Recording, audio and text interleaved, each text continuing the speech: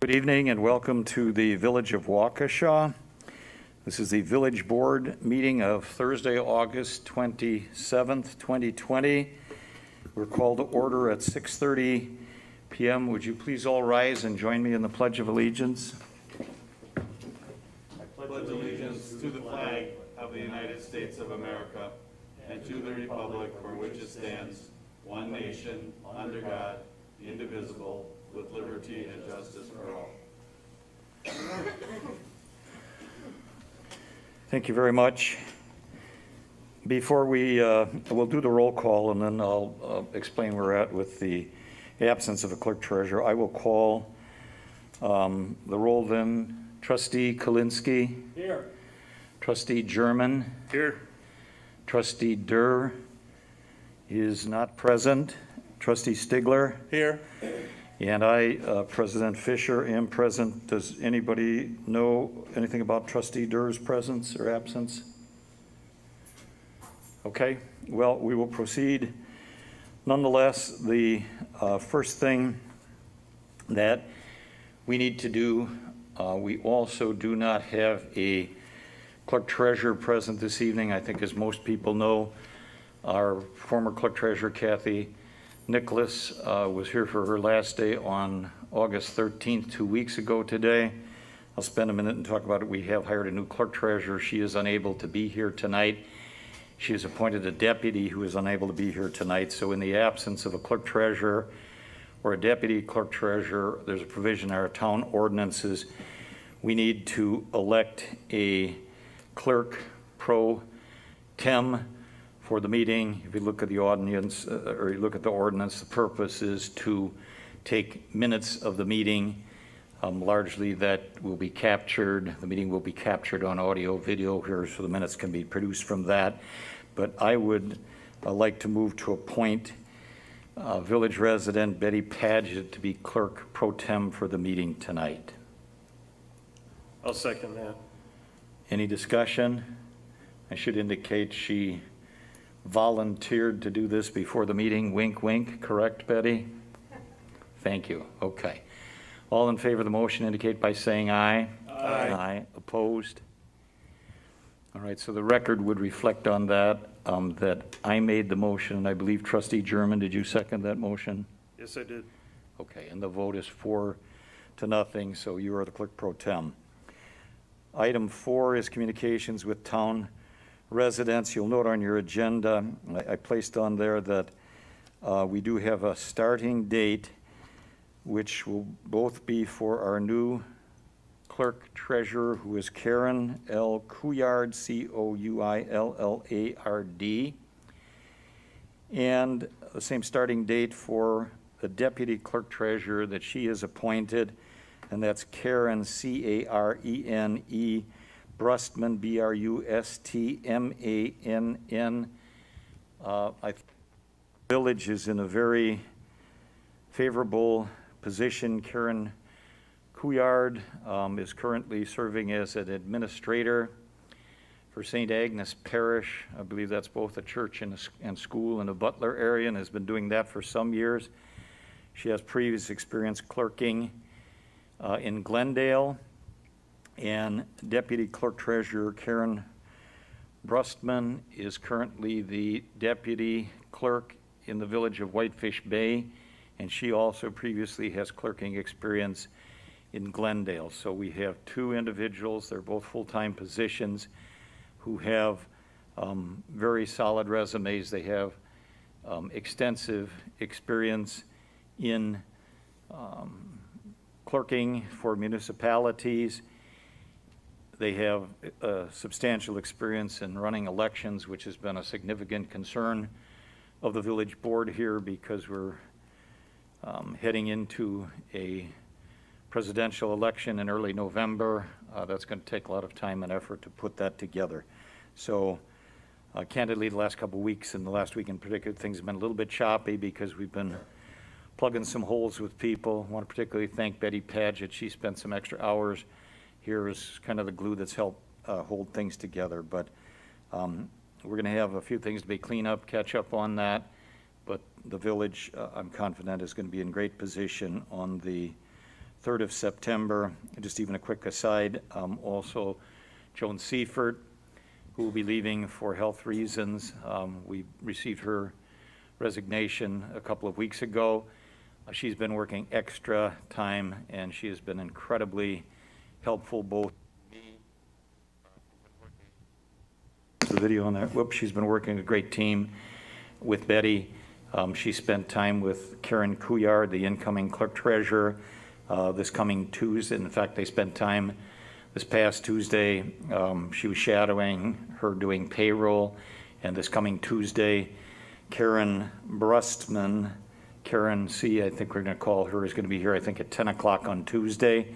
Spend some time with Joan.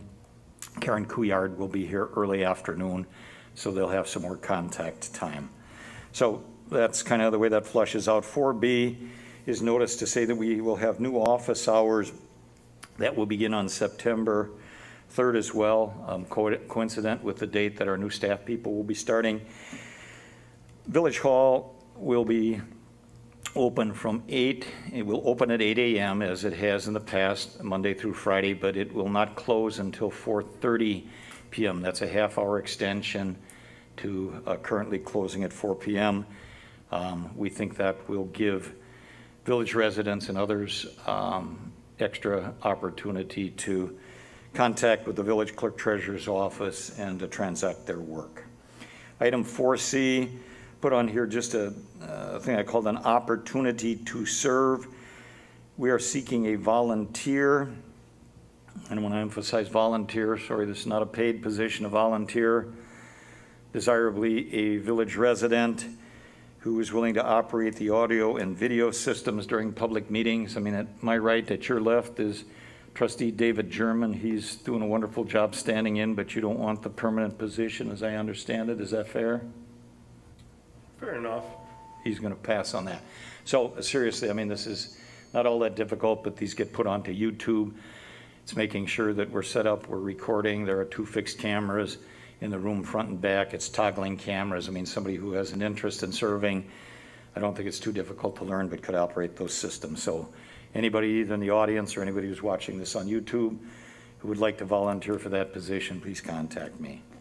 Okay, item 5, citizens' comments. Who would like to address the village board? Okay, if there's no one, we will move on from there. Item 6 is open meeting law and compliance check. The statement reads as follows. On August 25th, 2020, this agenda was posted on the 3 Village of Waukesha public notice boards, the Village of Waukesha website, and distributed to all news media requesting notification in accordance with the open meeting laws of the state of Wisconsin. I will tell you on information belief that is an accurate statement.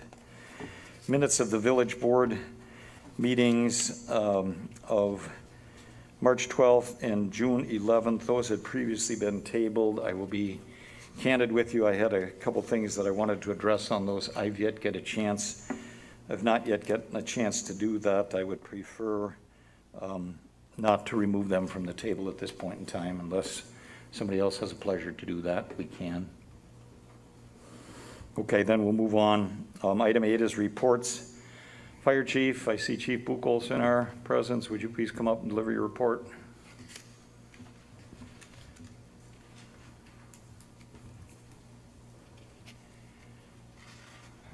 Run summary for July: 43 ambulance requests, 1 motor vehicle accident, 10 fire responses. Mutual aid was given 5 times, and mutual aid was received 13 times.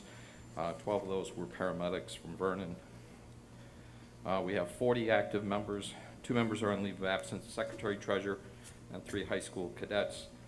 2 of those high school cadets will be interviewed next week for active positions on the fire department. COVID-19 protocols are going to continue. Zoom meetings are continuing with several folks. We participated this last month in 2 fire prevention safety parades requested by the citizens. Fire inspections are continuing on a limited basis to limit exposure, but yet try and accomplish what we need to get done. We're working with the school, the multiple schools actually, to place our fire prevention programs and fire drills in some kind of order. It appears that most of the programs are going to be virtual this year. We have some work to do on that. And the fire department is going to hold our annual fire prevention open house and pancake breakfast. We're going to do it via drive-through approach.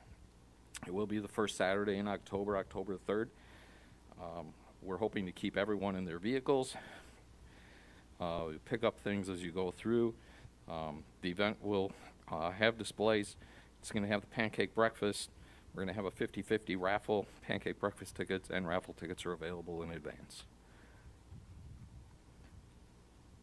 Okay, thank you for your report. Any questions of Chief Buchholz?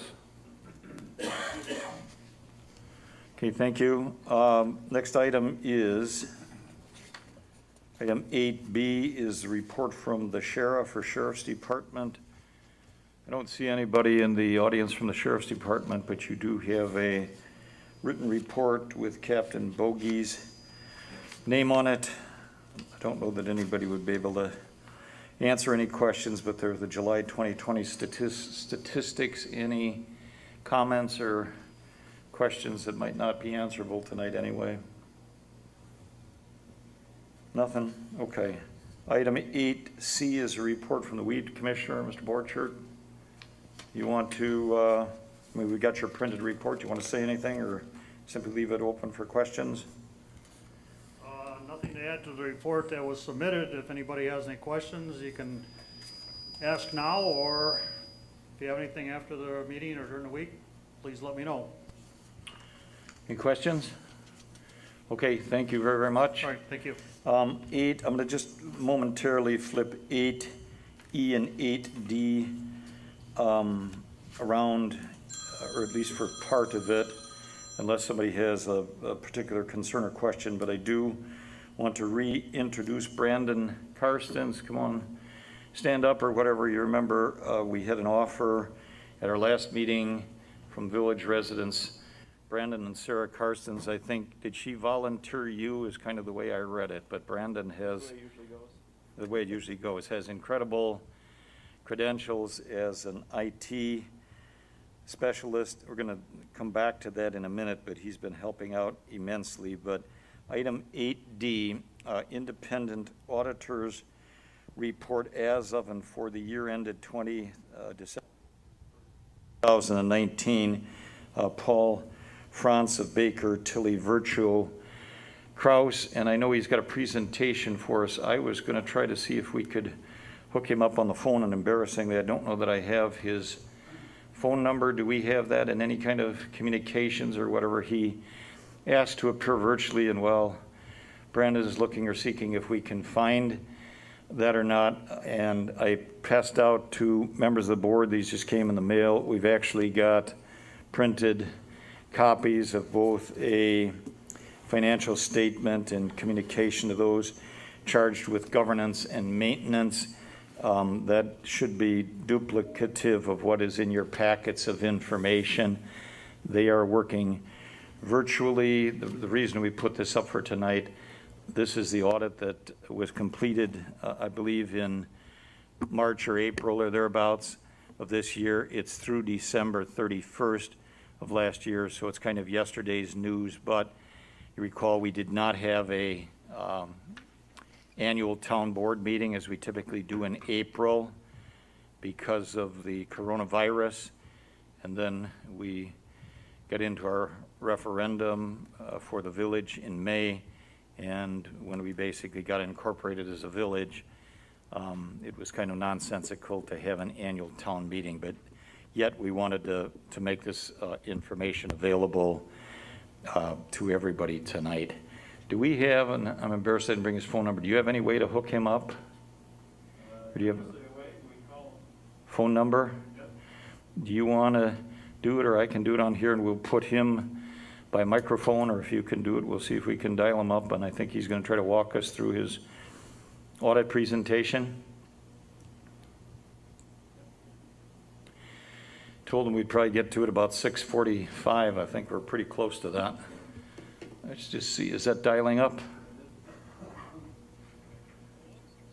Whoop, I got to get him on speaker, I think here. Dialing up. Okay. Paul, have we got you there? Yes, I can hear you guys if you guys can hear me. Okay, well, I'm putting Mr. Carson's speakerphone by the microphone here. This is amazing technology, so. Yeah, no, I apologize. I did send you over a Zoom appointment, but I'm guessing you may have missed that. And if for whatever reason you guys cannot understand me, call my office number, which is 414-777-5506. But I'm going to assume right now you can hear me. Can everybody, is that projecting reasonably well? Can people hear him? Okay. So we've got your presentation up. We'll kind of let you walk through it, okay? Yeah, no, absolutely. And I thought you laid the groundwork great. Again, we did the bulk of our field work in February before COVID-19 joined us. We've been working fully remote at Baker Tilly since the middle of March. And actually, my last in-person meeting was with Kathy and Brian going through draft reports. And so we issued and finalized this report in late March, and again, the majority of the numbers that are provided, both in what's been passed out in the hard copy and the few-page handout that was provided to summarize that information, are stale. Ultimately, at this point, and I won't spend much time going through that just because of that. I'll speak more in generalities versus sharing the perspective of the old numbers, but. Our audit objective was to express an opinion on the financial statements as of December 31st, 2019. We've done so. We've issued an unmodified opinion, also known as a clean bill of health. So when you hire an external auditor, this is ultimately the outcome you're looking to hear. What that unmodified opinion means that our financial statements are presented fairly within generally accepted accounting principle, that all necessary disclosures have been made within that bound document that's labeled financial statements, and that all accounting principles have been applied consistently between years. And so we're looking, as you speak, we're looking at a slide here entitled Audit Objectives.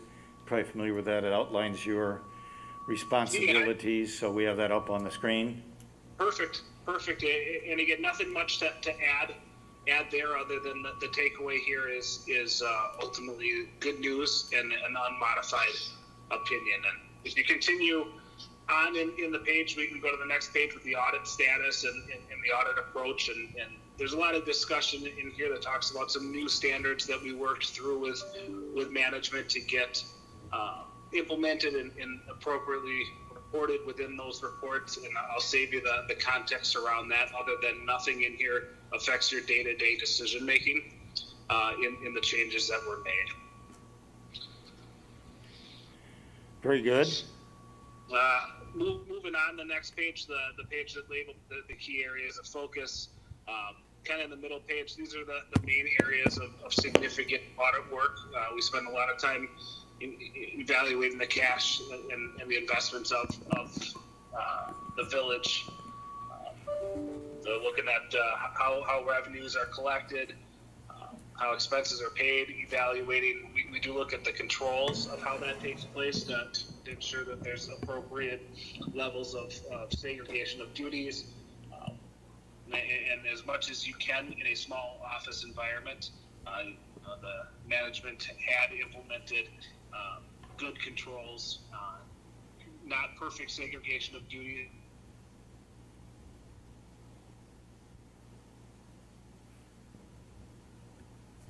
You still there? Uh-oh. Maybe not. Is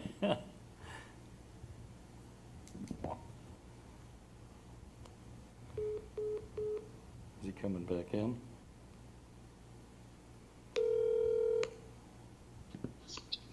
Sorry about that. Where did I lose you? Well, I don't know. I think just minutes ago, we didn't lose much, so continue on. Sounds good. Thank you. So, I'll move on to the next page, the financial highlights. And again, I won't spend much time here talking. I'll point to the middle number, the number that says unassigned, in your general fund, your main operating fund. It's about $760,000 as of December 31st. You have a policy in place to stay right around 25%. So anything beyond 25%, and our calculation now has you at 28%. We transfer to the capital project fund, and that fund, as of year end, has just over $2.2 million. So a very healthy fund balance in your capital projects fund, and so good reserves and good money on hand to consider when evaluating future capital project needs there for you. And again, from a reserve standpoint and a rainy day fund, very strong financial position. With that, I won't go into any other great details on this page. I'll just say it's a pleasure to work with the village. We've received nothing but cooperation from Kathy and Joan throughout the process. I look forward to working with Karen with a K and Karen with a C, and we're happy to assist in any way as we kind of hit the reset button on the best practices of procedures and controls, and then evaluate that in an environment where you have 2 full-time people in the process. And so feel free to reach out with any questions or concerns, and otherwise I'd be happy to answer any questions that you may have for me at this moment. Okay, so we'll open that up then to questions from members of the board.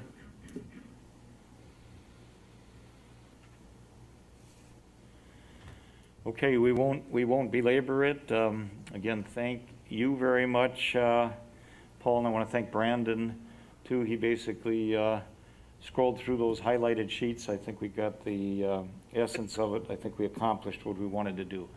If there are no... Well, I look forward to meeting with everybody in person, hopefully again sometime soon. Okay. So we'll talk soon, and again, if you need me, let me know. Well, that's our hope too. Thank you very much, and thank you for a nice presentation. Enjoy the rest of your evening. Thank you all.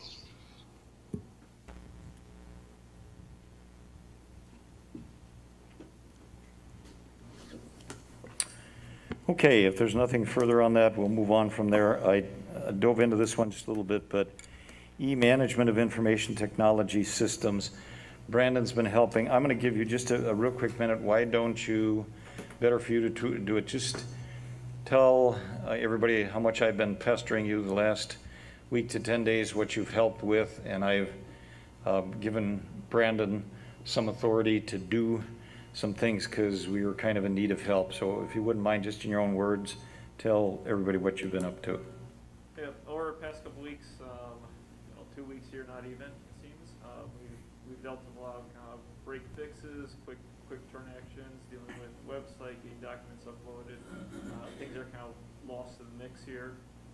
We were able to work with their consulting partners to gain access to systems we needed to make sure that we keep everything moving as smoothly as possible. So all in all, I think we're doing well, and okay to continue to push forward. Again, thank you. All village residents owe you a deep debt of gratitude, and I hope you've got the energy and enthusiasm to continue on because we need you. Okay? All right. Thanks so much. Item 8F, I put this on the agenda. I'm not sure whether it'd be there, but I think Attorney Macy's got something for us. But the agenda item reads legal opinion from the village attorney, John Macy, on the authority of the village of Waukesha to, quote, order, unquote, owners of private property in the village of Waukesha to take down dead trees. I asked Attorney Macy to take a look at that. I'm not sure you're fully prepared or part of it in tonight, but share whatever you've got for us. Yes, sir. While he's handing out the paper, I want to indicate I received 2 requests. One was the specific request on the complaint from Chan Vendetta, and then I got a follow-up request upon further reflection, and it's in this letter here. He asked a very specific, or I should say a more general question, which I didn't then spend, Mr. President, a lot of time on the Vendetta complaint because I thought we should deal with the general first, And then based on what I tell you, generally, you can give me further direction if you want to spend more time on the vendetta. Is that fair enough? I could have gone through the other, but time did not allow me to get to both of them in great detail. So, your question, with or without a written or verbal, quote, complaint, end quote, from some persons, under what circumstances, if any, does the Village of Waukesha have the authority to order an owner of private property in the Village of Waukesha to take down a dead tree? Now, you've got a prior opinion from me on this. I think it was in the packets last time, and then we were honing in on the vendetta one, and now this is the general law. I say under the following circumstances, in my opinion, and I cut to the quick. Hazardous or dangerous trees affecting the public. The town can only order a tree removed from private property if the tree is hazardous or dangerous to persons on public property or to public property itself. Section 1427A, Village of Waukesha Village Code. This code section specifically calls out the terraces strip between the curb and the lot line as such a place, for example. Let me underscore that the focus is upon protecting persons using public property and protecting the public property itself. I'm aware that the Village Code Section 1427, parent, small a, close parentheses, refers to, quote, other public or private place, end quote. But in my opinion, the ordinance addresses public nuisances. And let me just say as an aside, that's what I dealt with in the other letter, public nuisance versus private nuisance. Is that fair? Is that how you recall it, Mr. President? I do. Okay, but in my opinion, the ordinance addresses public nuisances, and I would not broaden the interpretation to risks that private property owners may have in situations where the general public does not have access. I'm aware that a property owner in the village has asked the village to order a tree to remove that's located on private property that the property owner contends is a dead tree. I've received nothing to indicate the tree at issue places public property or those traversing public property at risk. As a result, in my opinion, this is a private issue that should be handled as a private nuisance matter. The village would not have reasonable authority to order the private property owner to remove the tree if the sole issue is the tree being hazardous to abutting property due to its condition. Number 2B, this is the second time I think that you have jurisdiction. Abatement of tree disease nuisance. The village also has the ability to prevent the spread of tree diseases by ordering removal of diseased trees. The village ordinance section 14-27 includes a broad definition of tree nuisances, which includes Dutch elm disease and generally, quote, fatal or deleterious tree diseases, end quote. Section 1427C empowers the village board to authorize the public works director to order removal of the diseased trees or treat the tree. Excuse me, the ordinance includes a public hearing process for abatement action. Note 2 issues regarding enforcement of this section. We have the burden to prove the tree is diseased. Before we can make such a determination, we would need to inspect the tree. If the property would not give us permission to enter the property to do the inspection, we would need to obtain an inspection warrant. We would need a trained arborist to assist to analyze the tree and determine whether the tree fits the definition of a diseased tree under the ordinance. 2, before the village could enter the property and remove the tree, the village would need to commence an action in court to obtain a court order. I recognize that the ordinance empowers the public works director to abate the nuisance directly. That statement of the ordinance is insufficient in my opinion, and I'd urge the village to obtain a court order before doing so to protect itself against risk of liability. So I've tried to cut to the quick. Now, I know that other communities have other broader tree ordinances, but this is our recommendation. You wanted it clean, concise, to the point, I believe, Mr. President. That's, I think, your way of doing things, and I've tried to cut to the quick. Okay, I mean, we'll open it up for questions or comments. I will just tell you that I think you have directly and cut to the quick answered the question or questions in the manner in which I phrased them. I appreciate that. I think your response, at least from my perspective, is clear. I don't have any other further questions, but I want to open it up to members of the board. So any questions that you might have of Attorney Macy or comments?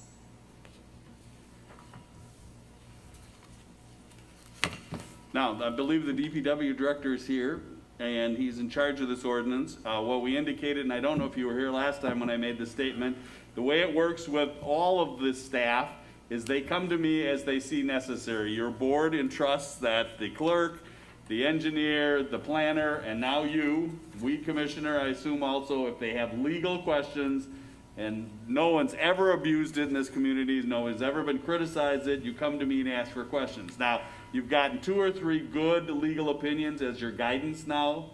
So if you, I think, and I don't know if you've done it already, the board at the last meeting directed you to follow through with the complaint. And they did say, well, how does he do that without contacting me? And that's when I said, well, if he has further legal questions after reading these letters, that I believe the practices in this community, again, no one's ever abused it, so it's not been an issue, is to contact me with further questions. But we do not suggest you go on the private property without permission, obviously. We do not suggest you take down any trees without a court orders. I've been very succinct. We give the same advice to everybody. Now, do other communities do it differently? Sure. Village of Shaniqua has a full-time forester, I'm told. They do a whole kinds of stuff differently with trees, I think. But, you know, this is what we recommend to our clients. Do not take down people's trees without a court order. Do not go on people's property without permission or a court order. I don't know how you would determine the tree. I said it's going to be a problem. And if the tree is totally dead, how do we say it's still diseased? So I don't know that number 2 would ever apply, and I don't think number 1 applies to the complaint.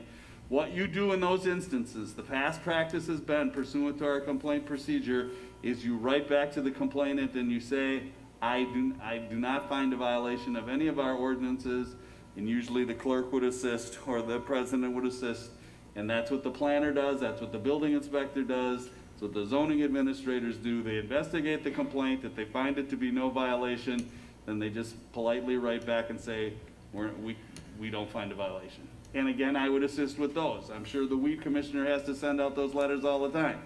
I don't find a violation. Thank you for your complaint. So there are people here to assist you in doing this, and I stand ready to do so. Did you get a copy of the letter?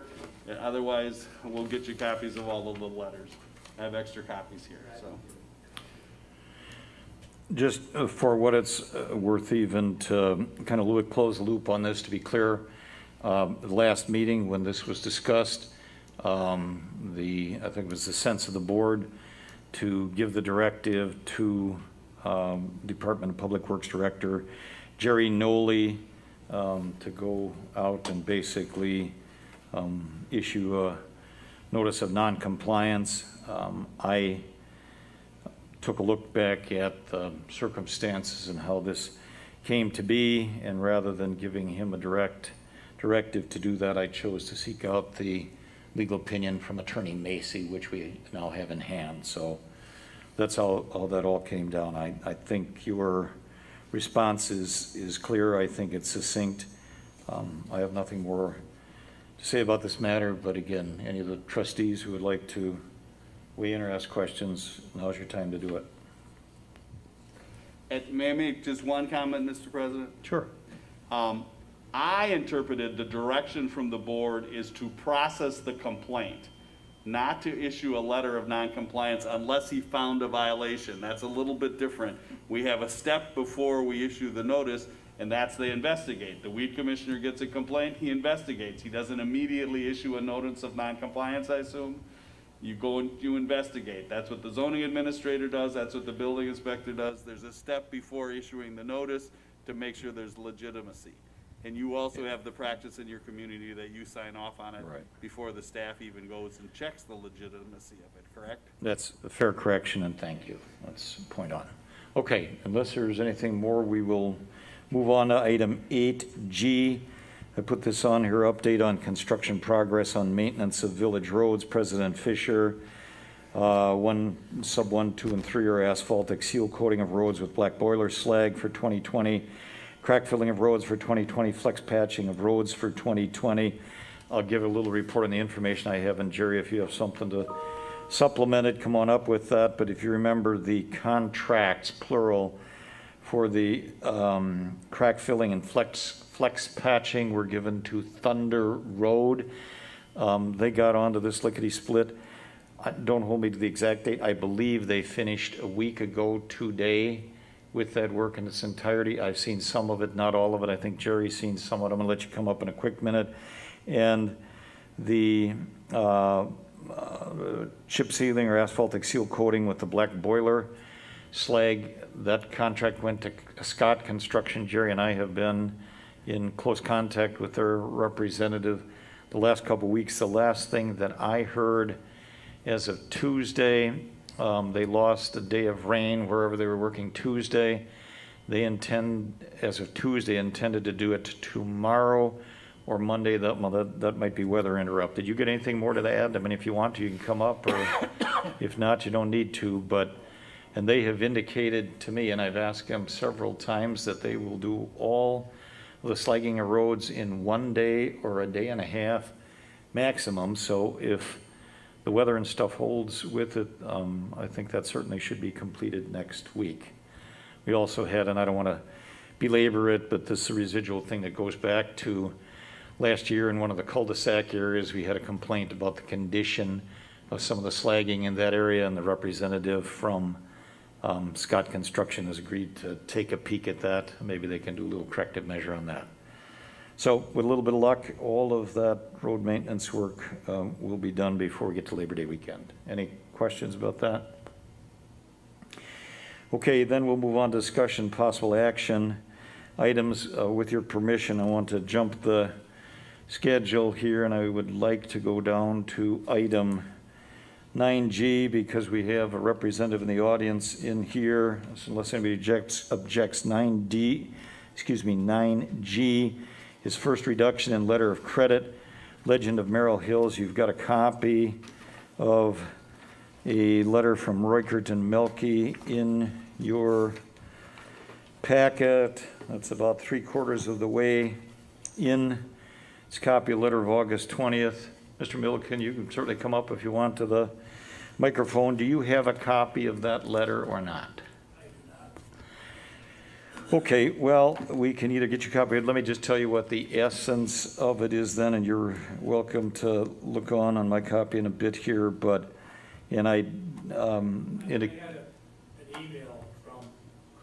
All right, well, let me just tell you the sum and substance of it and see if that comports with what you've got. And I told Christianelli I did not think it was necessary for him to be here tonight. He had a conflict. He was willing to send somebody else. We decided to defer the expense on that. But if you get to the bottom of it, I mean, he tabulates value of the cost to complete uncompleted public improvements. Tabulated that at $76,000, including a road protection value of $50,000 and $26,000 for Sun Valley Trail improvements. And then a list of completed public improvements. Simply took a $5,900 10% deduct off of that. So if I'm reading this correctly, he is recommending the original letter of credit, $1,751,600. He's recommending reducing it by $1,669,700, leaving a residual balance in the letter of credit of $81,900. That's my reading of it. Is that your understanding of it, Mr. Milliken? Okay, so that's his recommendation. You want to make any comments about that or anything? No, we're good with that. We're going to move forward, and I think the project went extremely well. You and I have met out there several times, and I think it went really well. I think it went very well. I mean, a couple little bumps in the road, but I have nothing but kind things to say about you and Mr. Gaudian, about the way that you have proceeded with that project. It's been an example of how to do things right. I thank you for that. Okay, is there? The comment I have, Brian, is the result with the county sheriff, Sun Valley Trail, the use of that from here on in. Sure. Let me. I don't know if you talked to him or who did it, but there was an incident yesterday, a couple of phone calls. All right. Let me just address that real quickly, and we're not going to go very far on that, but to the extent that we can maybe tie this together, because there's a $50,000 sum of money being left in the letter of credit for road protection value. And some of you, at least people who are on the board, remember that the project was discussed at great length with great interest and concern with neighbors about access to the property. Oak Knoll, what was ultimately agreed to is that is basically emergency ingress or egress. I think Chief Buchholz is well aware of that. That's not going to be for permanent use. The main entrance and exit will be via Sun Valley Trail to the west. There is a cul-de-sac on the end of that that is actually public, even though it's on the, I'm going to say it was kind of on the private property side of it, with public. I think, and Mr. Milliken can add to it, they actually built a temporary road through the golf course to come through the golf course off of Merrill Hills Road this spring, and in the summer part of it to limit the amount of heavy trafficking onto Sun Valley Trail. My understanding, you corrected, is that is no longer in use. That has been eliminated, restored, so they're back to Sun Valley Trail. I will tell you, when concerns about damage to that, Mr. Ginelli told me they actually flew that with their drone to look at condition of roads, so there's documentation on that. That's why part of the road protection value stays in there, where the issue gets a little bit nasty, and Jerry may know something about it, that there's a sign posting on that about trucking and weight limits on the road as a practical matter that is going to be exceeded and will be exceeded while they're finishing up their part of the first part of the project, and when homes are constructed. There was some intercession or inquiry about the sheriff on that earlier this week. I think as a practical matter, we will deal with that. I mean, there's no way that it can be able to get in there, in and out of there with trucks and so forth to do construction part of it unless that sign is eliminated or blocked off or whatever. That's correct. I mean, we are done with the construction. Just come to the microphone real quick for a minute. Just give us your name and address quick. I mean, we know who you are. Ed Milliken with Merrill Hills Country Club, construction manager. We are done with the project as a whole. The temporary construction road that we had going through the project has been removed. So there's no traffic coming down Merrill Hills. No traffic, within the subdivision. So we're completely done. But there will be houses that will be built whenever, 6 months from now, a year from now. So they will be coming through Sun Valley Drive with lumber trucks, concrete trucks, so on and so forth. But I just got a call from the sheriff yesterday, and apparently one of the people on Sun Valley was not up to speed on regards to using that access. It was We Energies was finishing up. They finished up today, and that's what prompted the call. But we're done with the subdivision. Okay, we'll find a way to work through that. Any questions? I think what's important here, Go ahead. Mr. Fisher, is the sign when you come in off of Highway 59. I want to say 10-ton weight limit. That's important because there's going to be some loads coming in there with lumber and concrete. They're going to exceed that. I think that's important to note that to the sheriff's department, and so they know what the procedure is. I think we understand that. Okay. All right? Anything further? If not, you want to take action?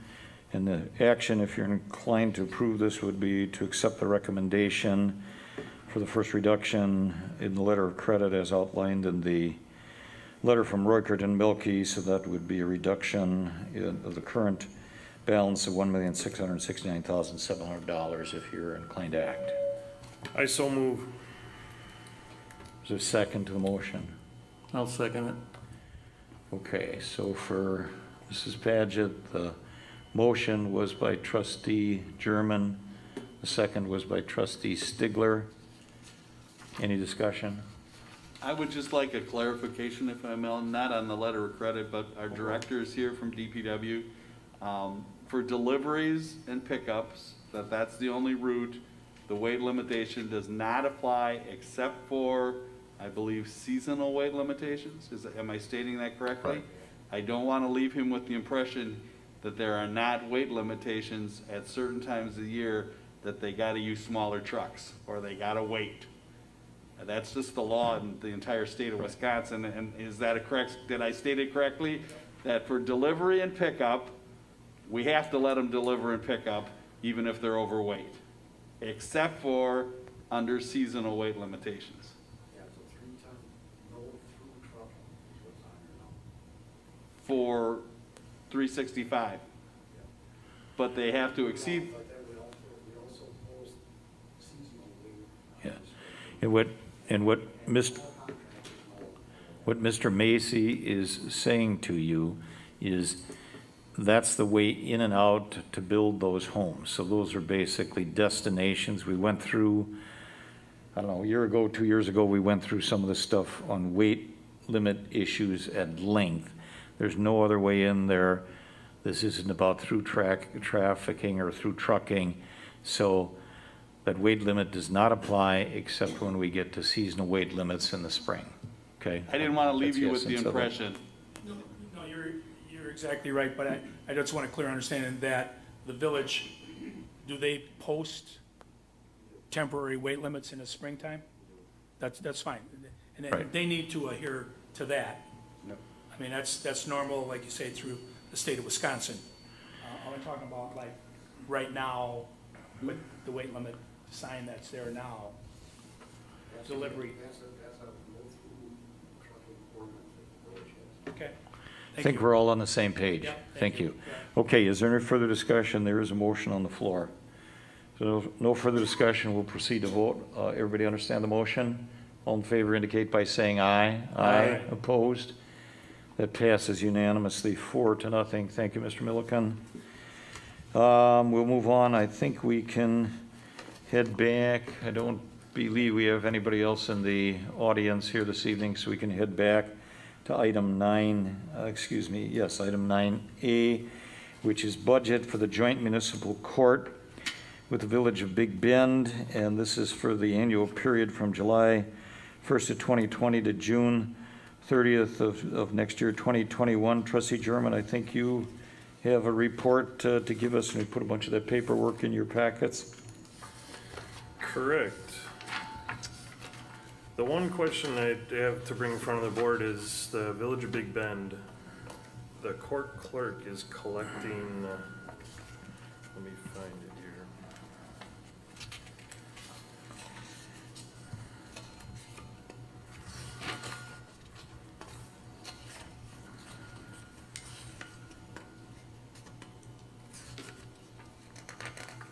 The court clerk is collecting the debt collections, and that never got done before. And what Big Bend is doing is they're giving, as a bonus, the court clerk 7% of total of what she collects. And Clerk Vogel explained so far this year she collected $11,274.74 for Village of Waukesha, and was asking for the 7% bonus also from us, which would be $789.23.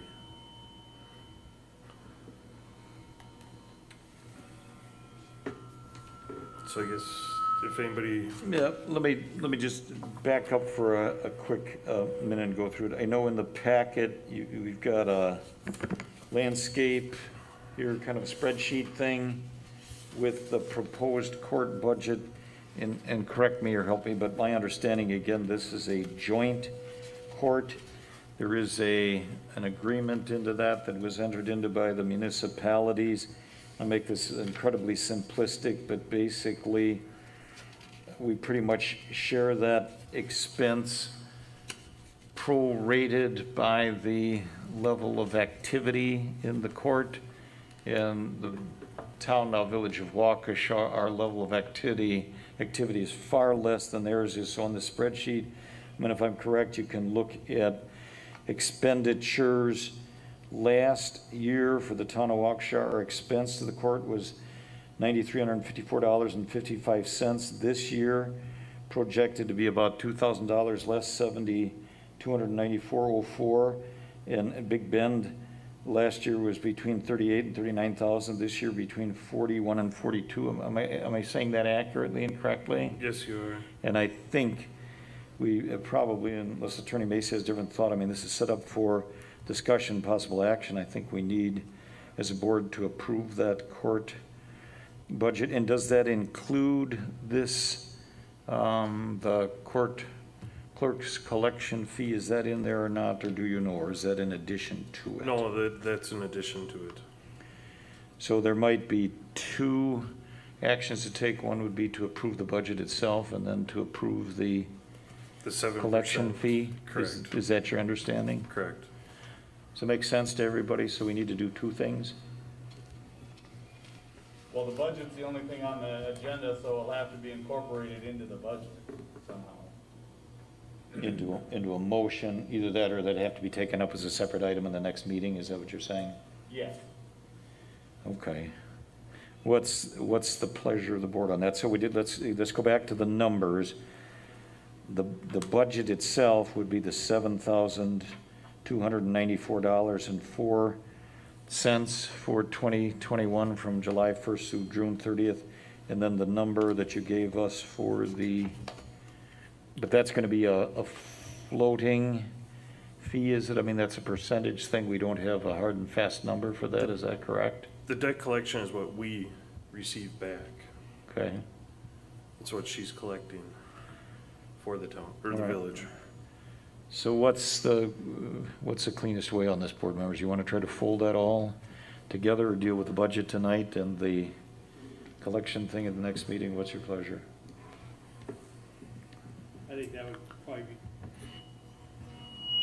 I think that would probably be the most prudent way to do it. Just Two-step it, two-step it. okay? Anybody else thought on that? You want to make a motion then for step one? I move that we pass the court's budget as it is in our packet. And that would be for a total expenditure of $7,294.04 for the term beginning July 1st, 2020 and ending June 30th of 2021. Is that correct? Yes. Okay.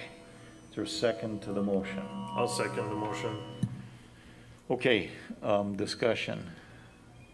Mr. President, we'll have to put a note on the record here that the clerk will go back then and check the village budget to see whether there'll need to be amendment to that also. So what this is an amendment to the municipal budget. I believe, Mr. German, you correct me if I'm wrong, the judge wanted a raise. Wasn't that a part of this? No, that was, I believe you and Big Ben's attorney figured that out, correct? Well, all he Same. did is put me on notice. He never called me back. So we have always, the village has always deferred to Big Bend. They have their attorney do the legal work and things like that. I've never done anything other than receive a courtesy call that she was asking for it and that he was researching it. And so I don't know how it got resolved. But We were told that she was not able to receive the raise this year. She has to wait till next term.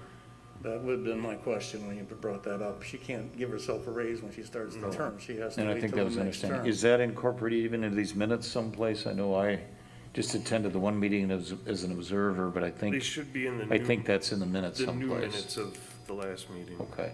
But So, this budget, since it's part of our village 2020 budget, you just need to check to see if anything needs to be done with our budget. That would be a separate agenda item. That would be later. I'm making this statement on the tape so that the clerks can look at that issue.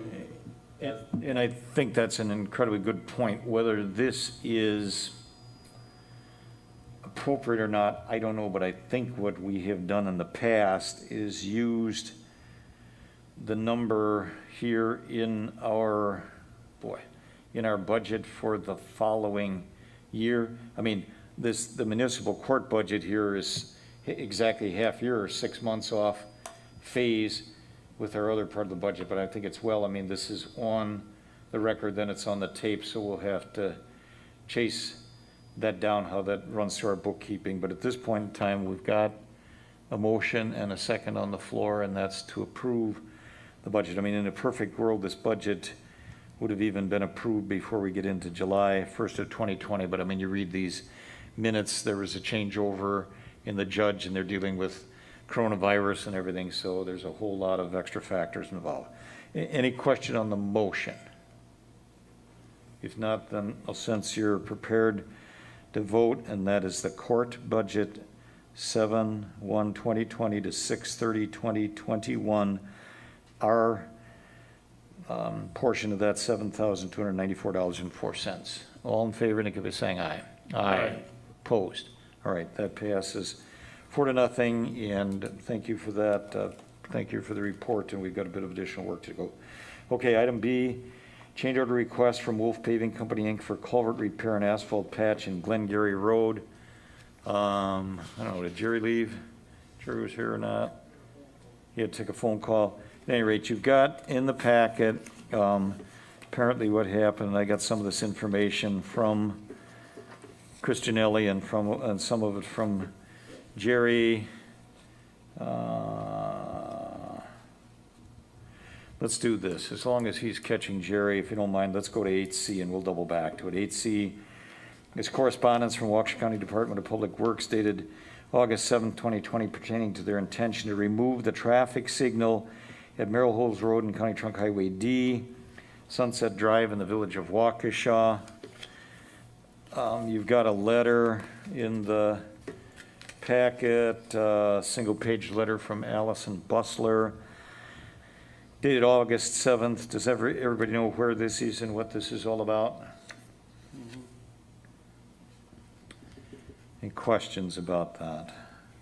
They're basically, and part of this ties into, remember, they still are seeking to work with us to transfer jurisdictional authority of the remnant parts of Merrill Hills Road to us. My reading of this letter says, notwithstanding that, we're moving on and they're planning to remove the traffic signal in the very near future. I'm not sure whether we would have much to say about that if we said no anyway, but I think we need to acknowledge this, and I think we need to take action on this unless you see some reason to stand in opposition to it. Well, I'm not against the removing of the sign, but I think we need to do a little study on that intersection to see what the visual issues are gonna be from coming off Merrill Hills Road without traffic signs. Are we gonna have stop signs there, or what's their plan? Okay. I mean, I do some work on that road and coming up that hill there. It's a visual thing on Sunset because traffic, I think the speed limit's 45 on there. So and I'm not saying just from the north, I'm saying also from the south, coming from Country Club area. Okay. I just want to make sure that we're on board here with, that we're not putting people in danger by just having straight through traffic there now. I mean, I'll tell you one other thing, and I think I mentioned this to Waukesha County people a time or two. This even goes back to last fall, but there was even a tree branch or tree branches hanging on the north side or in front of the signal on the southeast corner of Merrill Hills Road. That's my point. They're a bit to trim back. Yes. So I think somebody should take a good look at the visuals from those so Merrill Hills Road. If looking down Sunset from both directions. Sure. If we were to act on this and concur with that, then communication back to them needs to affirm that they're putting stop signs on Merrill Hills Road and need to do something in terms of visibility, clearance the intersection. Yes. Is that what you're saying? Yeah. I want to know what their plan is then for traffic control at that intersection. There's nothing in here other than they're taking the signs down. So traffic control and visibility. Yeah, I think they're pretty vague on that letter. They don't tell you what they're going to do to. Point well taken. What else? Anybody else? All right, do you want to act on this with those reservation or direction to get clarification on that? That might be a thing we could do tonight, or do you want to get clarification on that before we respond? Your pleasure. Well, is there anything we can do? But we can't really do anything about this, right? I mean, is there something motion that we need to take here other than the fact to ask those questions as to? what their plan is? That they're gonna take the signals down the way it sounds, whether we like Well, it or say yes or no. It sounds that way. I guess we a little bit look It's to, it's actually, I believe, their jurisdiction to do that. I understand They that. have I guess look to Attorney Macy. Do you think we need to take action on this or simply acknowledge receipt of the letter from them and express the concerns back? What would be the better course of action? I don't, my understanding is they're just putting you on notice, so no action is necessary. You may, I recommend in instances like that, you notify your county board supervisor of your concerns and ask that person to look into it for you. Mr. Mitchell. That's All right. part of their job. Okay. I'll carry through on that then if that, and I don't know that we need any kind of I don't formal think- action right. on that. So I will communicate with him. I'll make sure he has a copy of this letter. I'll tell him it was discussed at the village board and then convey the concerns that trustee Stigler has expressed. Is that good enough? Okay, moving on, we're gonna double back then, as long as Mr. Noli is with us, back to 9B. We started this change order request from Wolf Paving Inc. for culvert repair and asphalt patch on Glengarry Road. You got paperwork for that. Jerry, you wanna come up for a minute? Chris Janelli explained this to me a bit. Maybe you want to even do this in your own words. Everybody's got the proposal from Wolf Paving for additional work, $4,130. You want to explain it? Well, what happened on that road is we had that paved this year. Get real close to the microphone, please. We had that road paved this year. We looked at the culvert before we paved it. Looked like it was in good shape. They went ahead and paved it, and there was an issue where the culvert had failed. We thought maybe like the mill or something like that might have nicked it, or the weight of the trucks might have damaged it. So Wolf came out and they cut an inspection hole. I had a culvert on site ready to go in just in case. They cut a hole in the top of the culvert was perfect. They didn't nick it, they didn't do any damage to it. The whole bottom of the culvert was gone. So we had to replace it. So they stayed, we worked with them and helped them put it in. And I guess they're gonna pave over it, and that's the quote you got to pave it. So cut to the chase, they got the $995, 6 hours of two operators and equipment for 6 hours at $165.83 an hour. That is for the culvert installation. We provided the culvert at our expense. Yep. But now this is what, simply stoned over, so the new asphalt is interrupted, so the $3,135 is to pave it. Well, they're gonna have to mill it back a ways. and Understood. fill it in So we don't have a big dip there, hopefully, you know? Okay. It may be a bit beside the point. I don't know the numbers, but engineer Janelli told me that, and you remember some of this got unit pricing to it. I think he told me they had to do less undercutting. I'm not sure whether it's on Glengarry or was Beheim too, but less than was anticipated. I believe he told me that we are under budget in terms of what the original contract was for, based on some assumptions on unit pricing. Do you know anything more about that or the Yeah, numbers? Like you said, the undercutting was minimal this year, so we'll still be within budget. That'll be covered in our, well, that's capital money that does that, but we'll still Okay. be within budget. Everybody understand what this is all about? I'll tell you one other thing. I asked Chris Janelli to get a breakdown from Wolf on the $3,135, a labor and material pavement, or basically a labor and material breakdown for the $3,135. They've simply got that listed as a lump sum. They declined to respond to that, saying they didn't want to make known their unit pricing for materials and labor to do that, so they declined to provide a breakdown for the $3,135.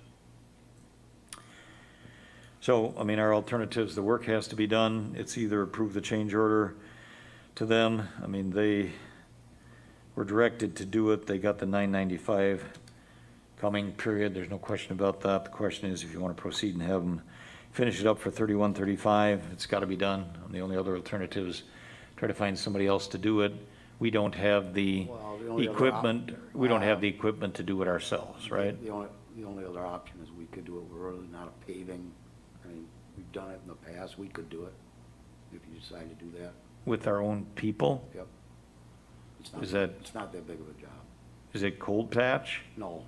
Oh, so we could do with the hot stuff? We just have to saw cut it back a little bit and pave it. All right, And well, if you choose to do that, we'll do it. okay.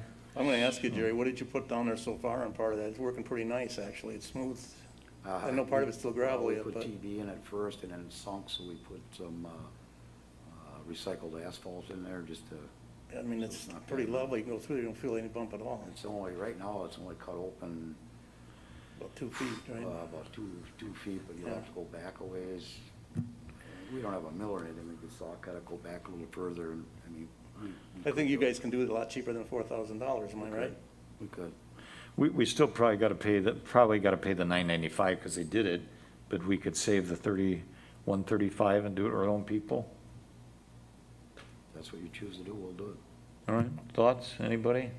I got one more question on that paving over there, Jerry. Did you notice to the west, is that Charles Drive, whatever comes out there on the west side, or enough? West of where the culvert was put in, there's a hump in the edge of the road. Did you notice No. after they were done paving? No, I haven't noticed that. Every time I go through there, I notice it. I didn't notice it. Okay. I'm just curious if anybody said anything about that, why that's, I didn't think that. We're not should've asphalt been- guys. We either provide a bump or a dip. And unfortunately, there probably always will be, that will settle, because it's not but swamp through there, so I don't care. Right, this is even west of the And swamp or part. whatever, or we do it, you know?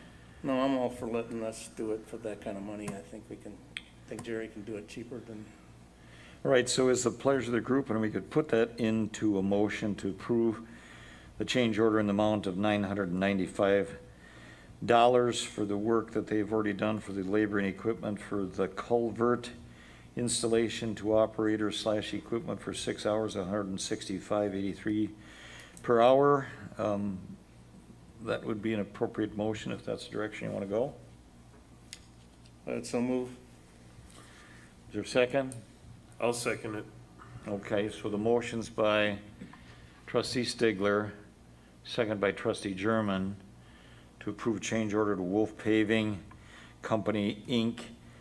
for the culvert repair work on Glengarry Road in the amount of $995. Everybody understand the motion?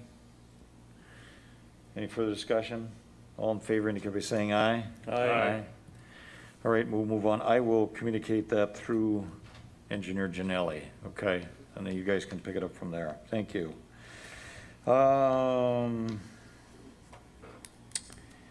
Item 9D, firewall and wireless access point replacement, Gordon Flesh Company, Inc.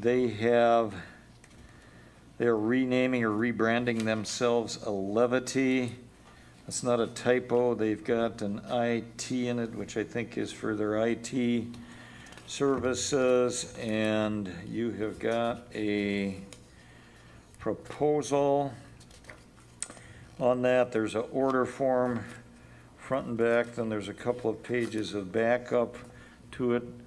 Mr. Karstens, you want to just even come back for a minute? I mean, you can maybe speak even more intelligently. You've seen this proposal, you know what the issue is. I think I talked to you about the pricing, right? Yep. You want to explain it a bit, please? I mean, it's fairly straightforward, just looking at the order form. You've got 3 units you're purchasing, a firewall and 2 access points. One for the main building here, one for the fire station area. The setup cost of $900 is reasonable and fair for the work we've done. Based on what's been expressed to me and what I've seen here and spoken to Nick about, I think this is a reasonable quote. Okay, they are attributing this to, we had, and Chief Buchholz could maybe verify it or others, but we had 3 separate power outages. Is that like 2 weekends, or it's actually, is it 3 weekends ago? Is that, come on up for a minute, is that 2.5 weeks have passed, but we had power outages Sunday and Monday? Yeah, it was like 2 weekends ago. Okay, The power was out 3 different times between Friday and Monday. So And they're I believe it was attributing, just out once this week already too, I believe. once this week already.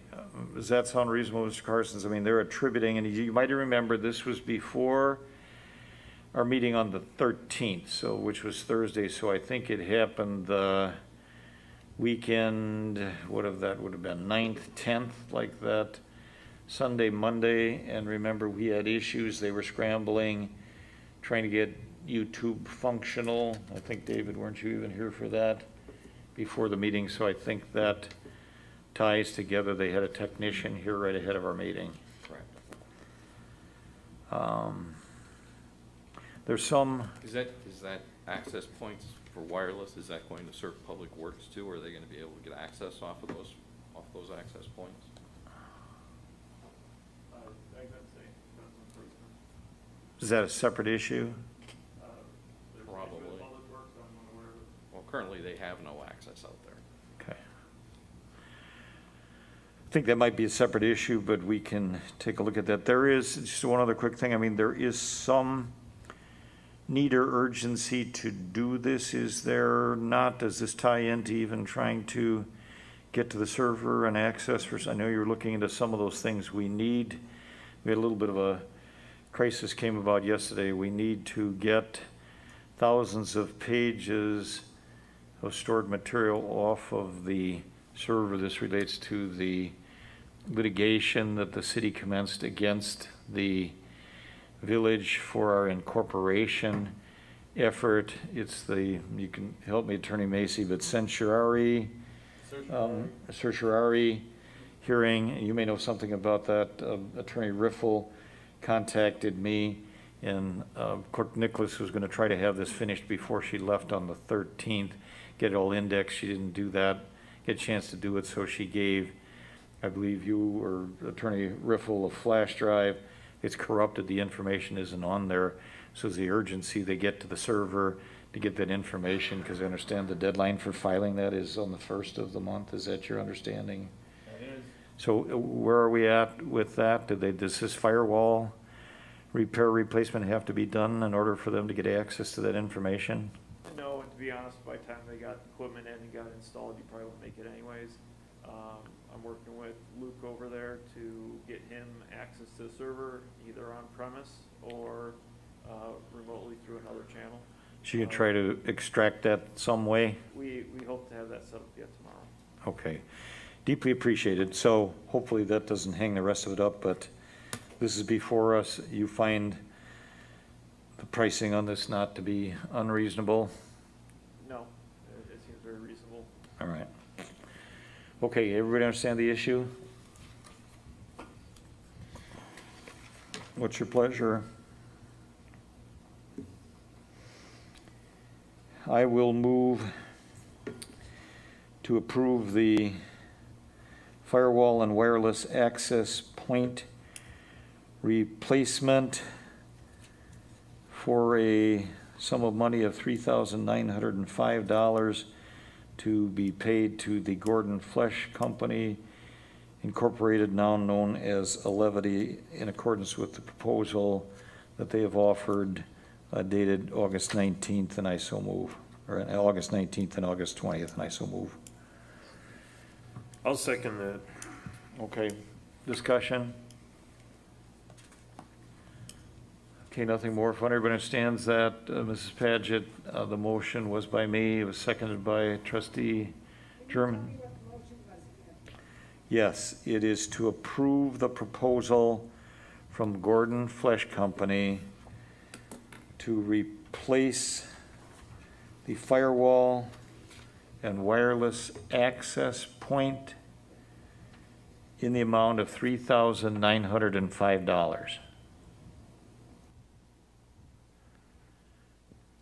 Okay, any further discussion? If not, we'll proceed to vote.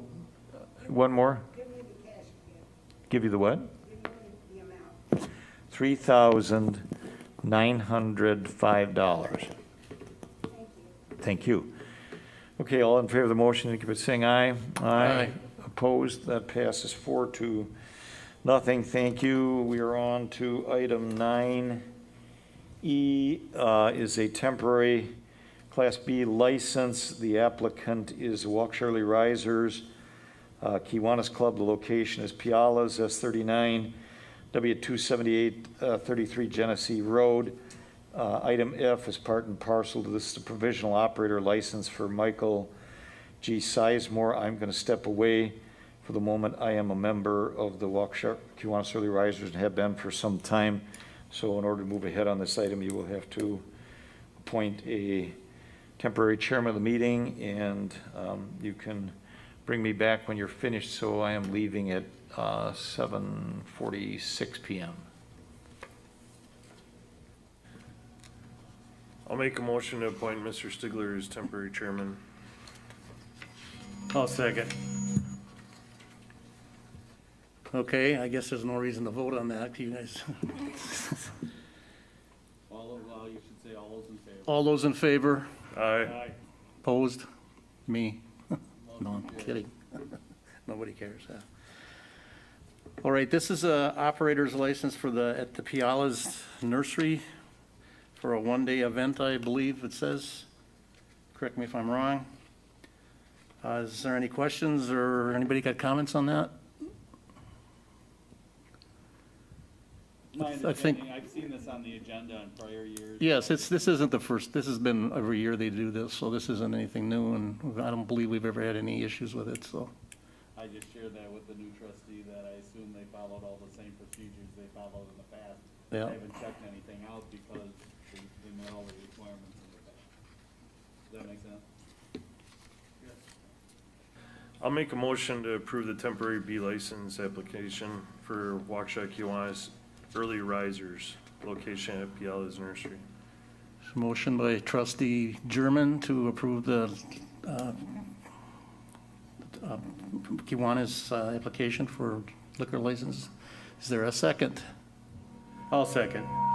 It's moved and seconded to approve the Piala's, or the Kiwanis rather, liquor license. Is there any other discussion? All those in favor, say aye. Aye. Opposed? Carries. We need to bring in Mr. Fisher back.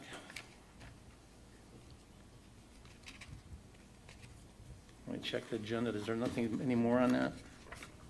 Mr. Sizemore's,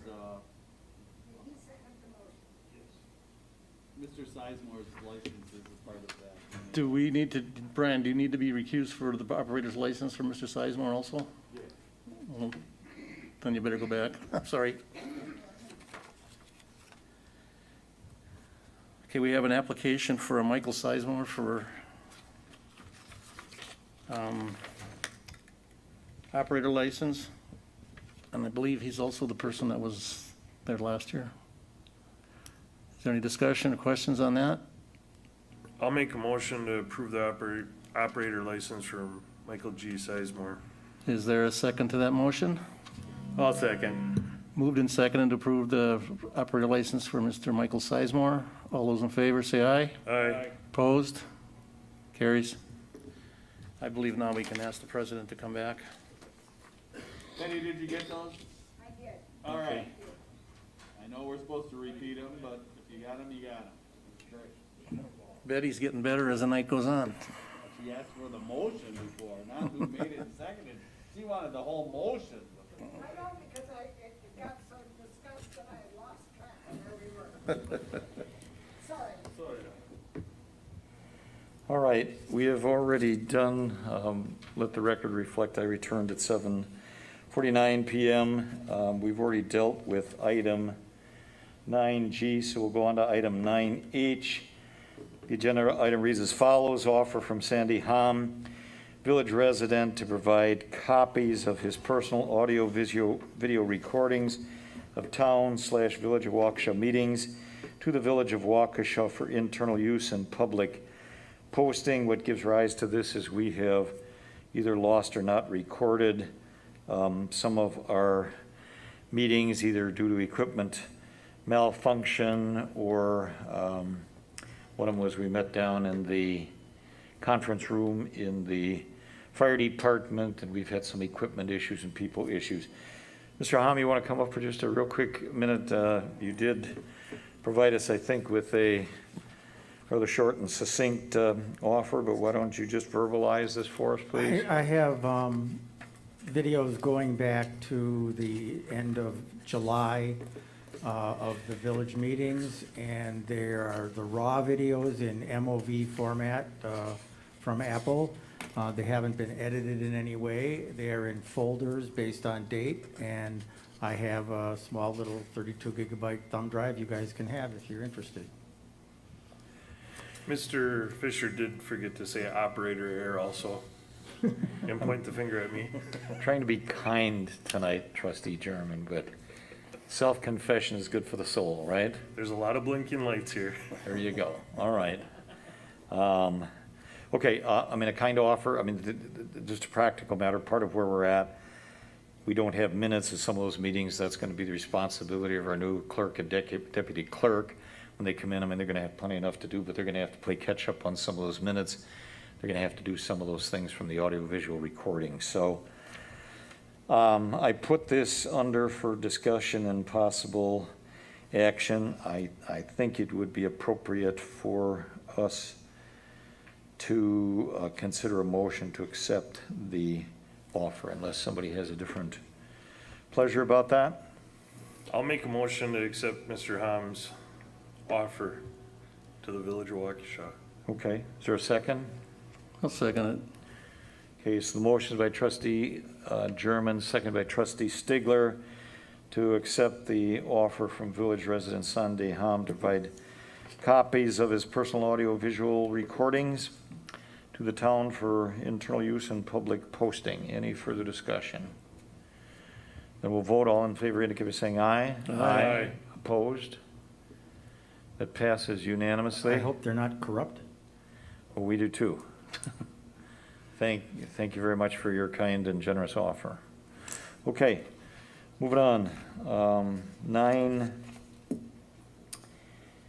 reprofiling of ditch dash McNulty S42W250-122 Dale Drive. I put President Fisher behind it. You've got, excuse me, in your packet, it's kind of a eye test, but you've got a drawing on an 8.5 by 11 landscape drawing. I would tell you there is the 24 by 36 version of that over Mr. Carson's left shoulder there, kind of up on the map rail. This harkens back, you remember the 13th of June. We went on our tour of some, I want to say it was the 13th of June. I might be wrong on the date because I think we went to 13 properties in the village of Waukesha looking at drainage-related issues. If you remember this one, the McNulty's, this is out on Dale Drive and Oakview. And what you're looking at there went out from the culvert at the intersection of Dale Drive and Oakview, which is a culvert under the town road there. That's the one that had been previously cleaned out. If you recall, the McNulty's were charged the $498 and we refunded their money a couple of months ago. If you go all the way to the soft curve on Oakview Drive to the northeast, it's 265 feet to the inlet. At the first driveway culvert, went and shot the grades on this. There's only 89 hundredths of a foot, which is like 10 3/4 of an inch of drop. And at 265 feet, it's 0.34%, which is pretty much the definition of flat. I mean, desirable world, that'd be 1% grade on the ditch. Jerry might have some thoughts about it. It's flat, but if you look at, and even the drawing up there, the stuff that's kind of that salmon color is what needs to be dug out of the ditch to reprofile it so it will drain. Minimal pitch though it is. We have other ditches in the village need to be done in a similar manner, so those are stations at 10-foot centers. If you look at most of those, there's typically a foot, close to a foot, in some places even almost more like 16 inches of material that needs to come out of there. I've had a bit of a discussion with Jerry. You might want to come up and chat or whatever. I've talked to Engineer Janelli about some of this type of stuff. There may be people who have better equipment to do this than we do. I mean, there's a possibility, they're really busy, there's a possibility private contractor could do it, Vernon could help us or what or not. I'm not sure we got that clear at this point in time, but it's work that needs to be done. You want to say something? Go ahead. Yeah, you got less than 0.5% grade? It's flat. Yep, Correct. yep, it's flat. Digging it out is not the answer. It's what? Digging it out is not the answer. Well, it's not a perfect world, but it's You'll far never better get than it what's to there run. You'll now. wind up with cattails in it. What's that? You'll wind up with cattails in it. It's flat. And the only thing, you need 0.5% of grade for concrete, minimal. I understand that, but at this point in time, you got standing water where we dug a couple of feet away from the outlet of the culvert. There's water standing there. You can't make it run. What's that? You can't make it run. You shot No, the grade. because there's over a foot of material too high in the ditch. I mean, you can't feather it out. There's nowhere to go with it. Well, I mean, the bottom of your culvert's I guess here. we could leave this as a report. I appreciate your point of view, but I respectfully disagree. It's not gonna be great, it's not gonna be perfect, but it's gonna be far better than what there is. Okay. So, we'll leave this as a report kind of thing. We have other conditions like this in the town. I mean, it's decades of sand and silt that have filled up the ditch. Questions, comments, thoughts? I mean, what do you mean, if it's a report, where are we moving forward with this then? I guess, see, like you said, there's so many other ones in the town that or village rather, that we looked at that night. Yep. I mean, I mean, to sit and look at, say, well, it's just another report, I mean, we're gonna report ourselves to death here, we've already if done a you're lot of reports. asking me, I think we got to start someplace. Well, I mean, guess that's what I'm going at, are we gonna talk to some contractors, are we gonna talk to Vernon, or what are we gonna do here? I already talked to Vernon Oh, you today. did? They're Okay. quite busy, but I mean, if we've got other people with equipment or Well, a piece of equipment, we need to You're get on asking, with I it. guess, I did talk to a guy by pure accident, I ran into him, and Yeah. he says he'd be willing to do that. Well, I guess then I would encourage, I mean, we don't have anything, I mean, if you want to start taking offers or bids or something, I guess Absolutely. that's a step in the direction to get something accomplished here. I mean, I think we'll put this on the agenda for the next meeting, and if you or anybody else, we can come up with some proposals or offers or what or not to do it. At least we could look at something constructive at that point in time. I don't think it's the right thing to do at this point. We've already had discussions with these people, and we promised them we're going to do something. I think it's time to start I mean, making some progress. it's not on the agenda, so I'm not going to go too far into it, but I've had discussion even as of yesterday with the folks, John Merrick, not the previous town chairman, but the gentleman who lives on Beeheim there. There's a bit of anxiety there because they are thinking we just came out to take a look and we're not going to do anything about it. That's my point. And I think we have raised some different expectations there. I mean, it would be my intention, I mean, the work that you see there, and I'm not looking for accolades, I basically did that on my dime and my time. That comes at no cost to the village whatsoever. My intention is to go the same thing, probably even within the next 2 weeks at that same property there along Beeheim Road. There's plenty of others, and come up with that type of thing. I think we got to get after it. We've got angry, agitated people that think we're not doing our job. So, thoughts? Anybody else? It's not ideal. We're going to have, I mean, part of the reason these things are filled up with silt and sand is because they are so low slope. That's just the nature of the water slows down and everything drops out of it, and it's been decades in the making.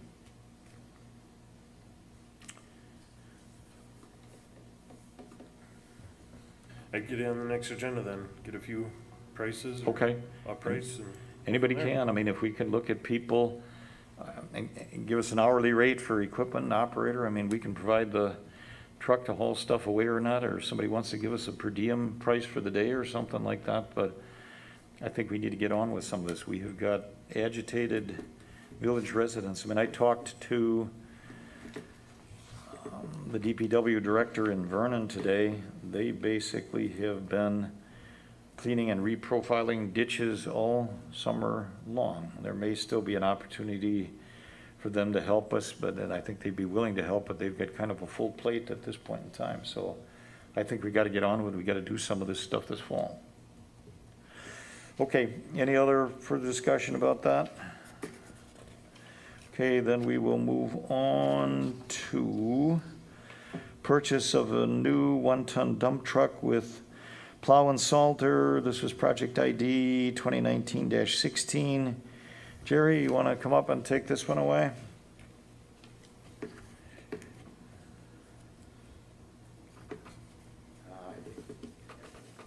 I didn't get information until probably yesterday from Get Eagle. real close to that microphone if you want to make sure we can hear you. It's kind of tough with the I didn't get any mask. information from Ewald until yesterday, and I gave each of you a copy of quotes.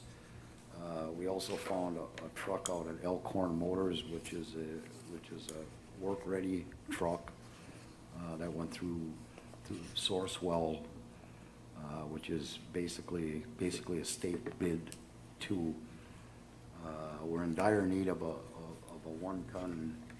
It's not a one-ton. It's actually a F-550 truck.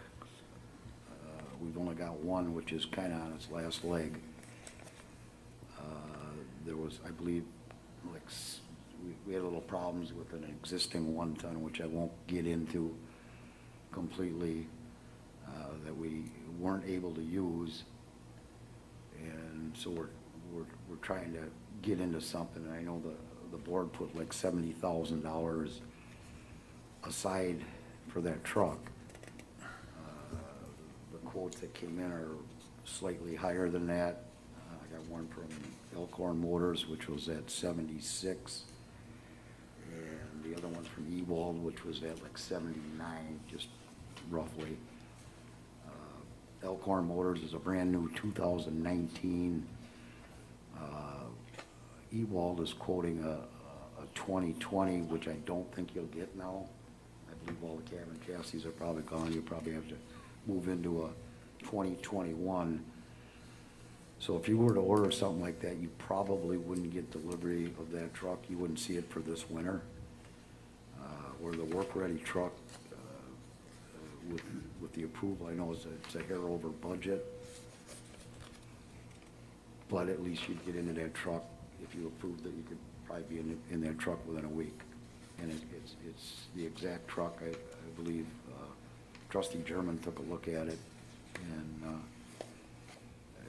it's exactly what we're looking for. You know, the truck also that Ewald quoted was a 450. The one that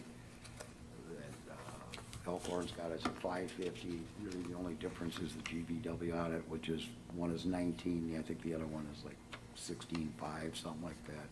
Not a big thing, but it's a heavier truck. It's put together right. It's got all the equipment we need, and the Public Works Department is in dire need of it. The one ton that we have now is on its last leg. The plow is rotted out of it. The salter is basically junk. So we do need the truck. It also, if one of our single axle trucks were to go down for a little bit, you know, this has got a big enough plow that it could step in, and it's definitely not going to take the place of a single axle, but it could step in and it could fill the gap and get you by. Okay, thanks. Members of the board. I did have a chance to go out there and take a peek at it, and it is a well put together truck. Everything that they would need. Okay. This is a stainless steel box on this, on the Elkhorn Motors truck, is that right? Correct, yeah. Kind of like that idea, because I think the steel box is not gonna last. This truck should last 20 years, I would think. Everything from the cab back is stainless steel. Is this truck set up with all the lights, hookups, and all that stuff we need, or do we have to go through hard No. wiring some more electric stuff like It has all the that we did in the past? strobe lights, warning lights, has everything on it. It's all there? Okay.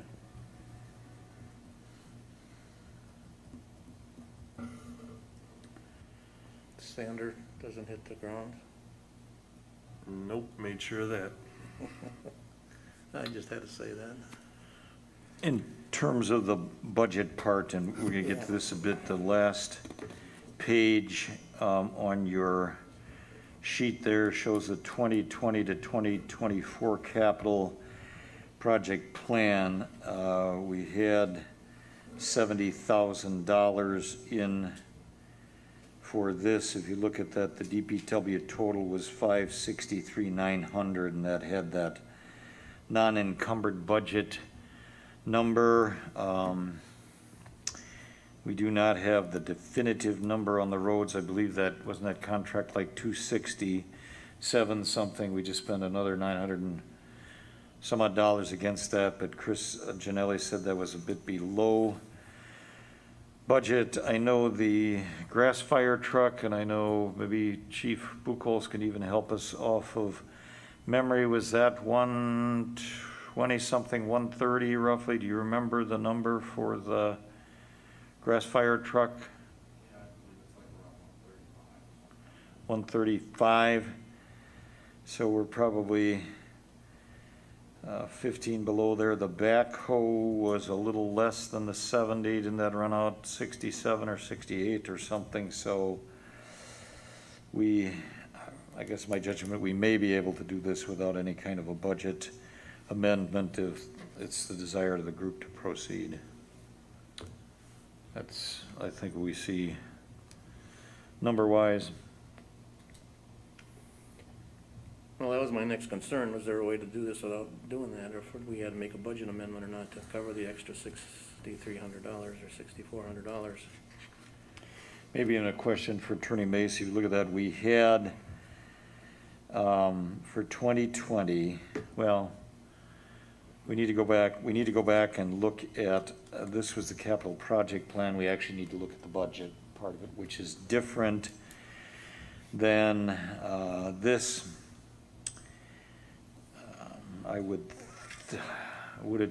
If the group wants to move ahead, would it be appropriate to do this conditioned on confirmation that we're not exceeding the 2024 capital budget? Would that be a appropriate and prudent thing to do? Yes. The other option would be to, subject to, see, you're not paying for it yet, so you're just contracting, it's my understanding, correct? Well, Okay. this one would be available immediately. Does that matter? So payment would be at hand. Yeah. Correct, it'd be Pretty available much. immediately. This truck is all set up and ready for delivery already. Can I ask a question? Is the budget on the website that I could just go Probably, and we could check this quickly? probably. Would that be?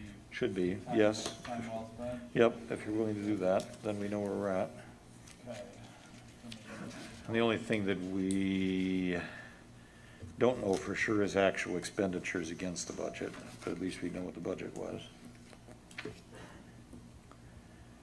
I'm just not sure where it might be other than maybe in a packet. Does anyone have a suggestion? Oh, I think there's something under documents on demand. Okay. Great. I think I'm already logged in. Is there something over there under the directory about budgets or something? Capital project, budget and taxes. Let's, we'll look into that one. I think there's some stuff that's included in the rest of it. Is that the 2020? It is. So- Capital fund was, 1,689,598. Does that make sense? No. Okay, that was 2019, 2020 proposed budget, 866,679, it says capital fund. Percentage change, I'm sorry, you read it. I'm reading revenue and I'm reading up here and I'm not supposed to, it's supposed to read here.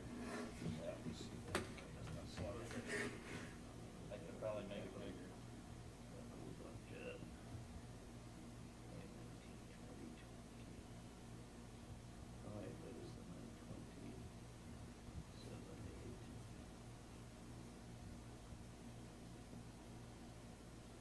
And while he's looking, you all know that the details, the worksheet, the numbers that you were looking at isn't what you approve as the budget. All we have to worry about is not exceeding the top dollar amount.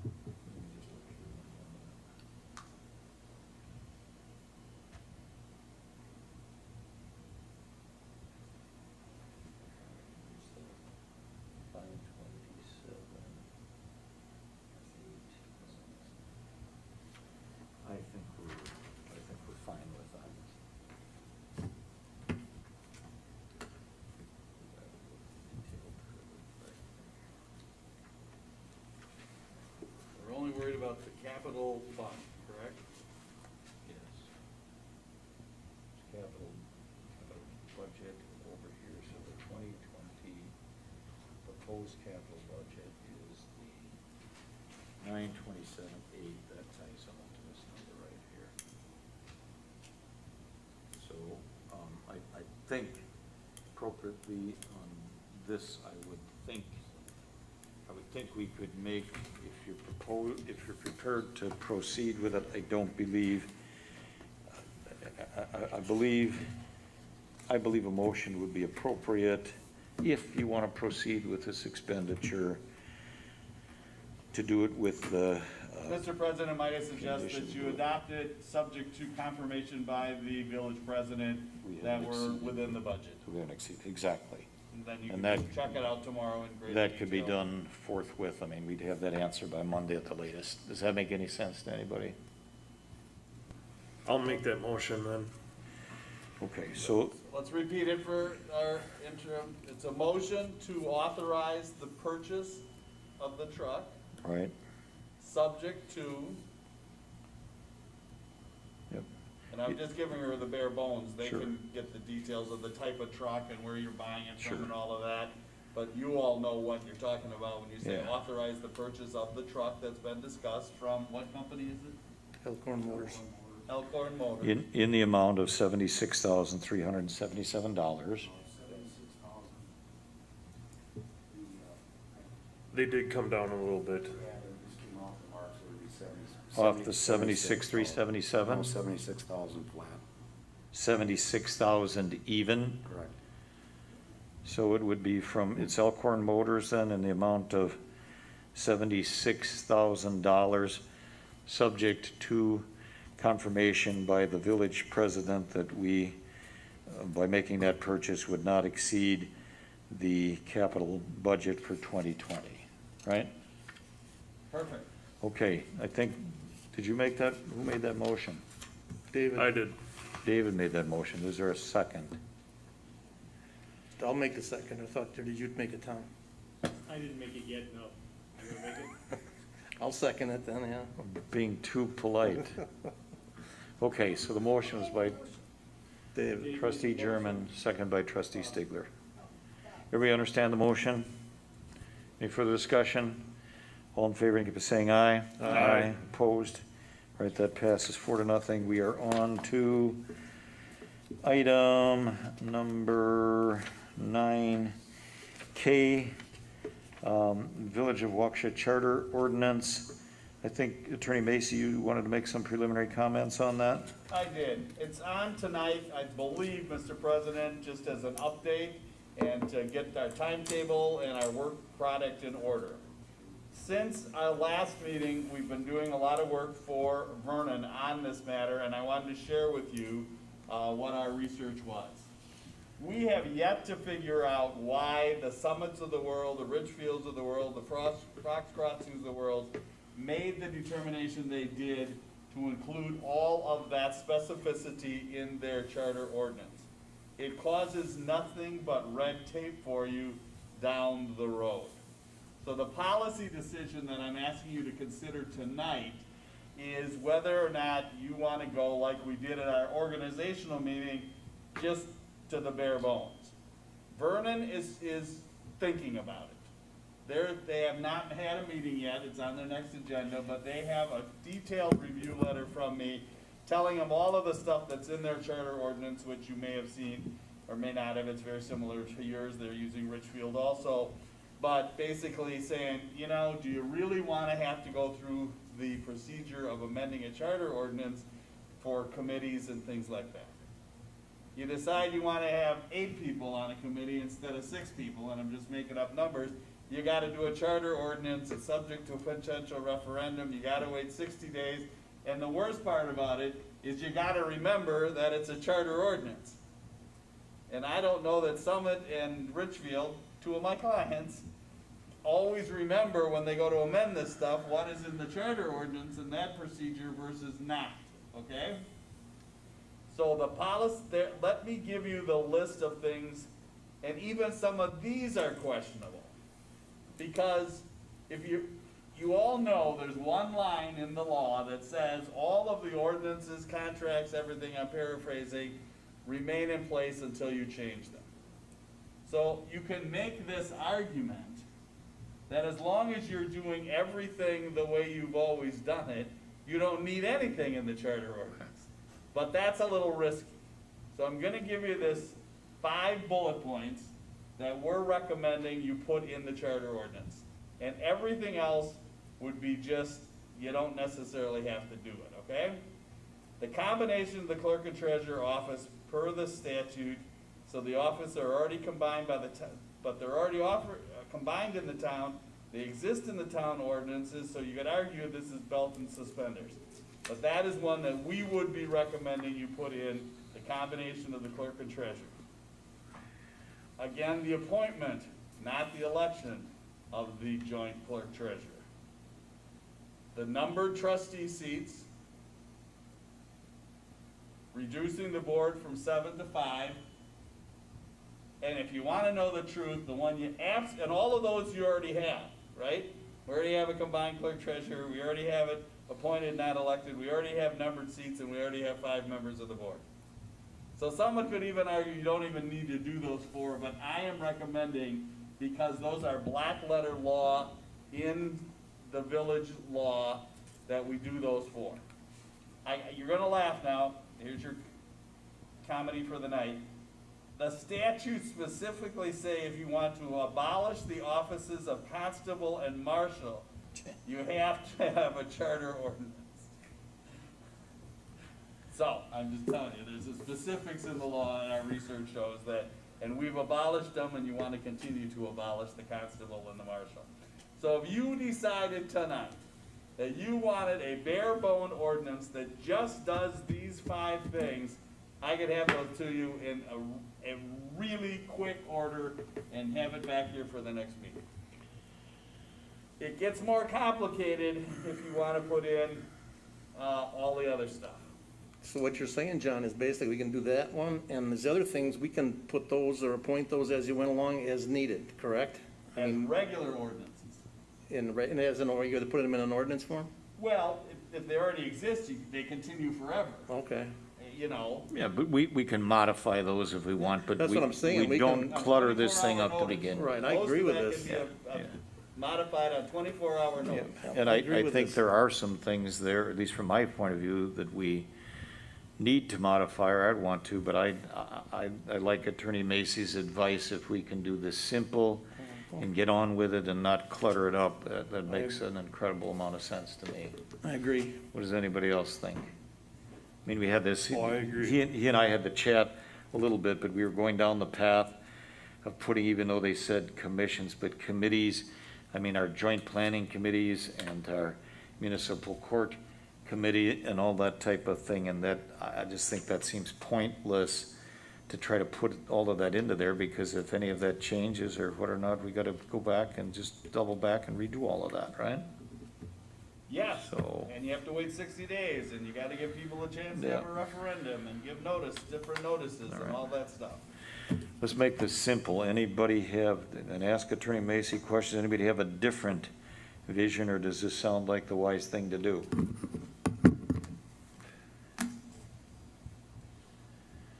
So in lieu of that, that ordinance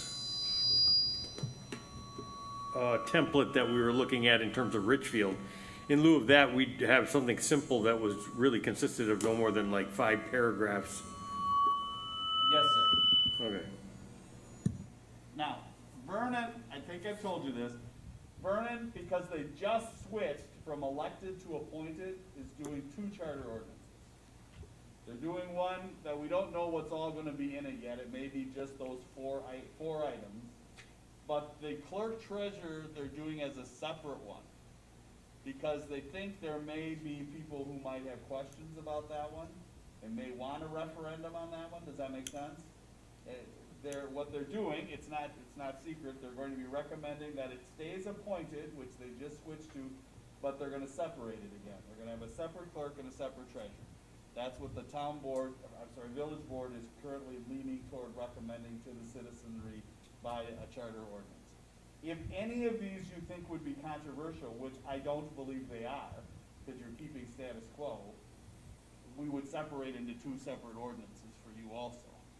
But I'm suggesting one charter ordinance dealing with these 5 topics. I can turn this around very quickly using, this is not a lot of work. We don't have an administrator, clerk, treasurer, anybody to do it. And I would just ask your permission to just do this bare bones, get it to the president, have him sign off on it. He's the lead on it. And once he says it's in good form, he'll distribute it and we'll get it done. I mean, if we go that direction, is it reasonable? Our next meeting, I want to say, is the 10th, I believe. I mean, I know we're jumping over Labor Day weekend and everything. Is it possible at all? I mean, I'm seeing that agenda going out probably Monday, what is that? 7th or something, with the clerks and stuff coming on next Thursday. I'm seeing the agenda probably going out Monday, the 7th, for the meeting on the 10th. Is that, well, that's Monday following Labor Day weekend. Is that too ambitious or not? And I guess we can. Labor Day is Monday, is the 7th. Is Monday itself. So that agenda either has to go out on Tuesday the 8th or the Friday before. So Monday is later Labor Day. Is it? I think I can definitely get it to you, in your turnaround. All right. It could be in the packet on the 4th. Okay, well, let's put that. I don't know that we need to take it unless anybody has different vision. I don't think we need to take formal action on that. I think we've given Attorney Macy direction on that. Is there anything further? You comfortable? Good.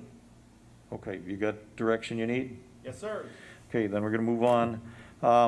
Item 9J is 2021 to 2025 capital plan.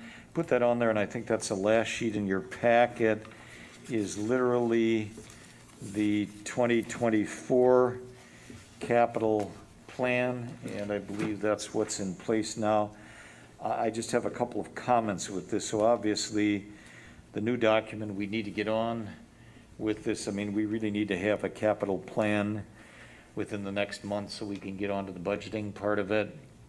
We might be able to go 2 more meetings, and that's about it. 2020, those things have been accomplished are going to come off there, and we're going to add a line for 2025. I would offer just a couple of thoughts, and let's talk about it. We are in a situation where our wish list is deeper than our pocketbook, particularly if we're looking at doing something substantial with facilities. I mean, that's going to be potentially $3 to $4 million with facilities. We talked about that. You heard the report earlier this evening from our auditor, Paul France, that said we ended up last year with about $2.2 million in the capital fund, but we're spending against that this year. What I would ask you a little bit to give some thoughtful consideration to is, how do we spend money? Do we continue to try to save some money? I mean, I'll just toss them out there for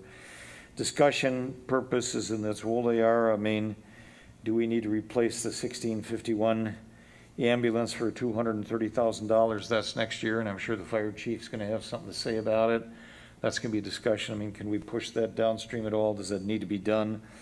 We got $250,000 in there for roads, so we can come up with an answer to that question I've asked Jerry and Engineer Janelli, and we really need this in the next couple of weeks here to go through the PASER ratings, go through and say if we did road repavement, not the maintenance part, which goes out of the operating budget, but we did road repavement, it's capital stuff next year, what roads we need to do.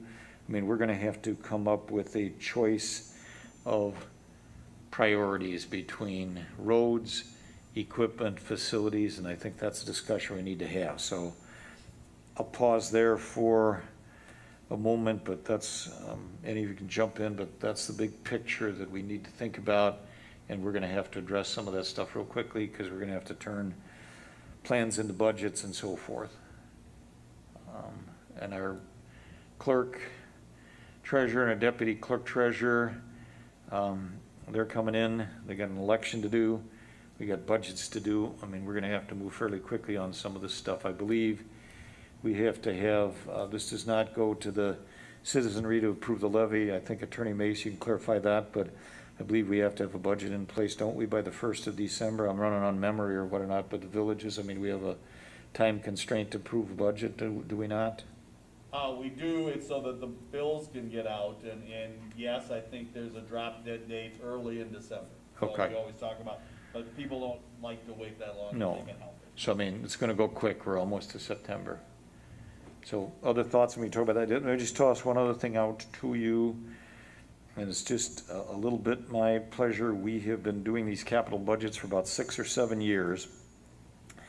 And every year I've been on the board, and some of the rest of you have, we basically throw the previous year's capital budget away and we kind of start over. I'm suggesting, I think there's a better, more appropriate way to do that, and I think when we get to this, we actually even need to take line by line and almost take a motion line by line, whether to keep things, move things, add things, delete things, change the amount of money on it. I mean, otherwise, it isn't a plan if we just completely start over every year. So, a lot of thinking here. Come back to me. Any thoughts that anybody's got on that? Don't have to get deep into it tonight, but we're going to have some important decisions to make coming up real quick. I feel like we just did this. I know, that's the beauty of it. Anybody who wants to donate a huge sum of money to the village of Waukesha, come forward right after the meeting or anytime in the near future, we'll take it, right? I don't know, I guess my thoughts is maybe some of the department heads can weigh in on some of this too, you know, if there's ways that they think they can postpone some of these Oh, yeah. purchases. Obviously, that's gonna help and tremendously, I think, if we can get some more longevity out of some equipment if it's possible. I mean, here's another thought for you. This really, I'm not sure what's all on the agenda for the 10th, but I mean, we're gonna have to move on this. We could do this as a, I mean, committee of the whole workshop, call it what you want. I mean, we do it in the course of the regular meeting. If you want, my preference would kind of be not to, because we got a couple other things we're looking at, is not to stack up all kinds of extra meetings and stuff, but I mean, we could start this as a committee of the whole, and again, we need to have Dan and Jerry and that type of thing weigh in and tell us what their needs really are. I mean, we could put this on for 6 o'clock or 5:30 or something on the 10th if you want to dig into it, or whatever. Thoughts, or, I mean, if you want to set aside a separate day and time for a workshop, I guess we could do it. Call it what you want. I'd sooner come in early if we're gonna do it on the same night as a board meeting, to be honest with you, instead of a separate night. So stack it up with a regular meeting. Yeah, I don't think it's gonna take that long. I mean, an hour or so could pretty well knock out a lot of it. What do you guys think? I'm fine with doing it early, same night as board meeting. I am, Huh? I am as well. So are you thinking 5:30, 5:45, 6 o'clock? What do you want? Well, it depends on what time you're starting the board meeting. Well, 6:30, I think. Normally, okay. That'll be joint plan commission and board meeting I on the would 10th. think 5:30 would be, 5:30? Could we ask then, and you guys be prepared basically to, Jerry and Dan, could you guys be prepared to come and give us your input on the 10th at 5:30? I'll be there. Okay?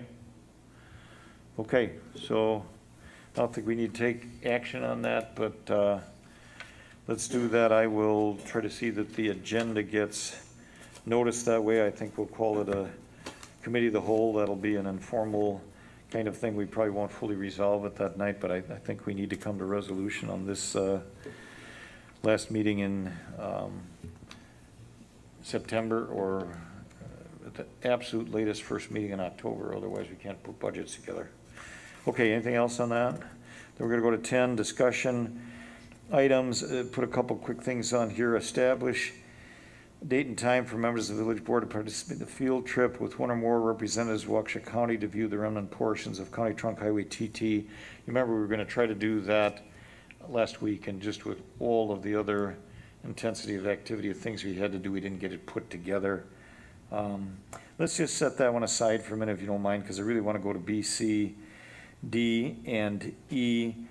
we've talked about it, but we need to have, I called them kickoff meetings, you can call them initial or inaugural first meetings, but we've got Village of Vernon, Village of Waukesha Joint Planning Committee, and then we've got Village of, or Town of McGuanago, Village of Waukesha Joint Planning Committee, and I think Trustee Kalinsky and Trustee Stigler, you're the two board appointees for joint planning, right?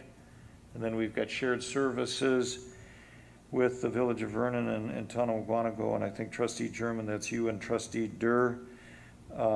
Karen Shu from Vernon has suggested availability, and I checked even with Sean Malarkey, our planner, needs to be at the joint planning meeting, at least with the Vernon one, he does that too. She found availabilities the 14th of September, which I think is a Monday, and the 15th is a Tuesday. I'd suggest we have them here. I don't think they need to be lengthy. I don't think I will attend either any of those. I would like to as an observer, but then we've got 3 board members present, so we can't do that. I think we could offer to have them take place here. We could notice it that way. Notice it that way, simply to be an observer. Okay, well, all right. Village of Sussex has a That will form take in. that they use, and I can teach Karen how to use it. Okay, well, maybe we can do that, but any thoughts for the 3 of you, and obviously Mike isn't here, but availability for the 14th or 15th, I think, and Attorney Mason might have a thought, I mean, I think on that, we might even see if clerk or deputy clerk or somebody would be here. I would think we would put together, probably stays on one page, but the simplest of a set of minutes for that to simply document the fact that the meeting took place. I think we need to do that for some reasons which need not be spoken. So any thought about availability of that late afternoon into early evening? And I guess even as I say that, do we want to take those joint planning things and have Vernon Waukesha, and I don't know whether that's half an hour set aside or 45 minutes, do we want to do Waukesha Vernon, Waukesha McGuanago, and let Vernon McGuanago do theirs in this same room or something and try to knock Same those all night? fall in one night? I'd be all for that. Huh? I'm all for that. I mean, we might have to be good hosts and hostesses to give up the half hour kind of in between. Mhm. We might bookend it or something, but I would think those things could be done in a half hour apiece or 45 minutes, the introductory thing. Any thoughts? Joint planning, maybe, and maybe we could even do planning one night and shared services the other one or something. Availability or not for either of those nights or late afternoons? I was gonna say we shouldn't do both. No.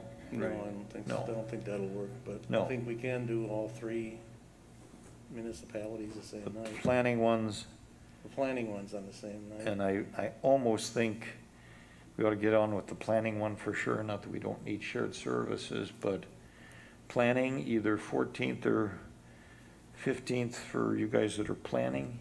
Is that in the evening? We want to hold those in the evening? And I'd even talked to Sean Malarkey, I think we gotta make sure, I haven't reached out to the McGuanago people yet, Karen did with the Vernon people, and we could kinda tell them what we could do. I think 4 o'clock, 4:30, 5 o'clock, 5:30, 6 o'clock, 6:30, I think we can kinda pick and feed back to them and see if they can make it work. As of right now, I'm free both of those evenings, so. Starting at what time? Starting at 4:30 probably.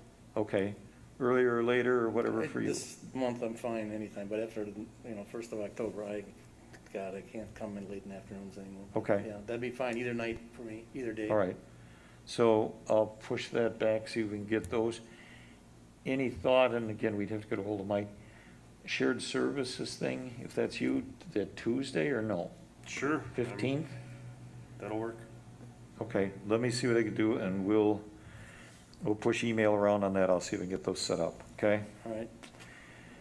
Then back to 10A, and we gotta dust this one off. Again, we do need to go look at that stuff on Highway TT, shall I find out from Karen Bronner whether or not have them give us some available times or whether or not communicate that back with people? Should we let it run that way? Is that okay? Okay. All right, anything more about any of those things going forward? Not, we're to item 11, which is accounts payable authorization of the payment of the bills. I may have to go get one other piece of paperwork. Let me take a quick look at this. All right.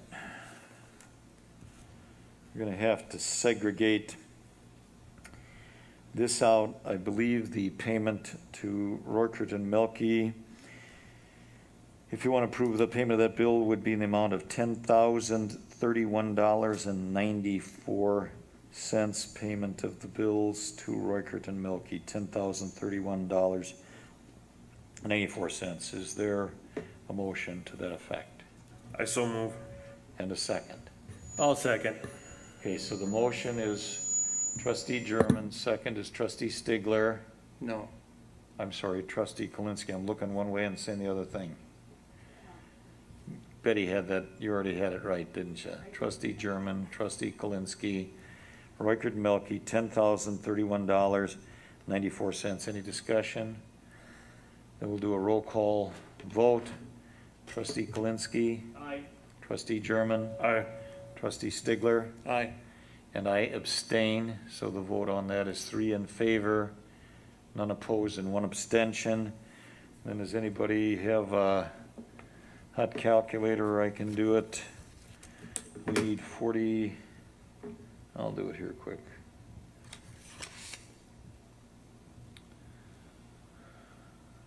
All right.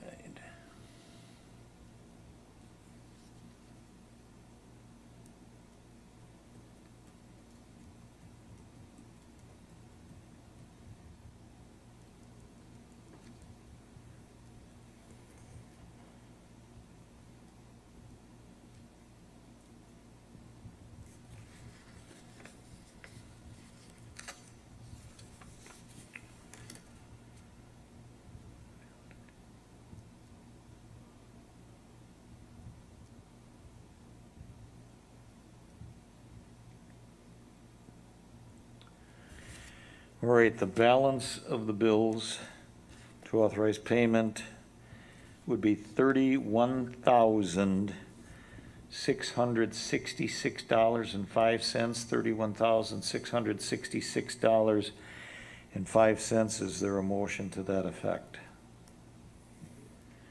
I'll move to pay the balance of $31,666.05. Okay, I will second the motion to pay the balance of the bills in an amount of $31,666.05. So the motion is by Trustee Stigler, second by President Fisher. Discussion on the payment of those bills. Then roll call vote. Trustee Stigler. Aye. Trustee German. Aye. Trustee Kalinsky. Aye. And I, President Fisher, vote aye, so the vote is 4-0, unanimous to pay the balance of the bills. If there's no further business to come before the village board tonight, a motion for adjournment at 8:40 p.m. would be in order. I so move. Is there a second? I'll second it. Okay. Trustee Kalinsky, Trustee German on the motion, and a second to adjourn at 8:40 p.m. All in favor indicate by saying aye. Aye. Aye. Opposed? Passes unanimously. We're adjourned. Thank you all who attended and watched on YouTube. We're adjourned.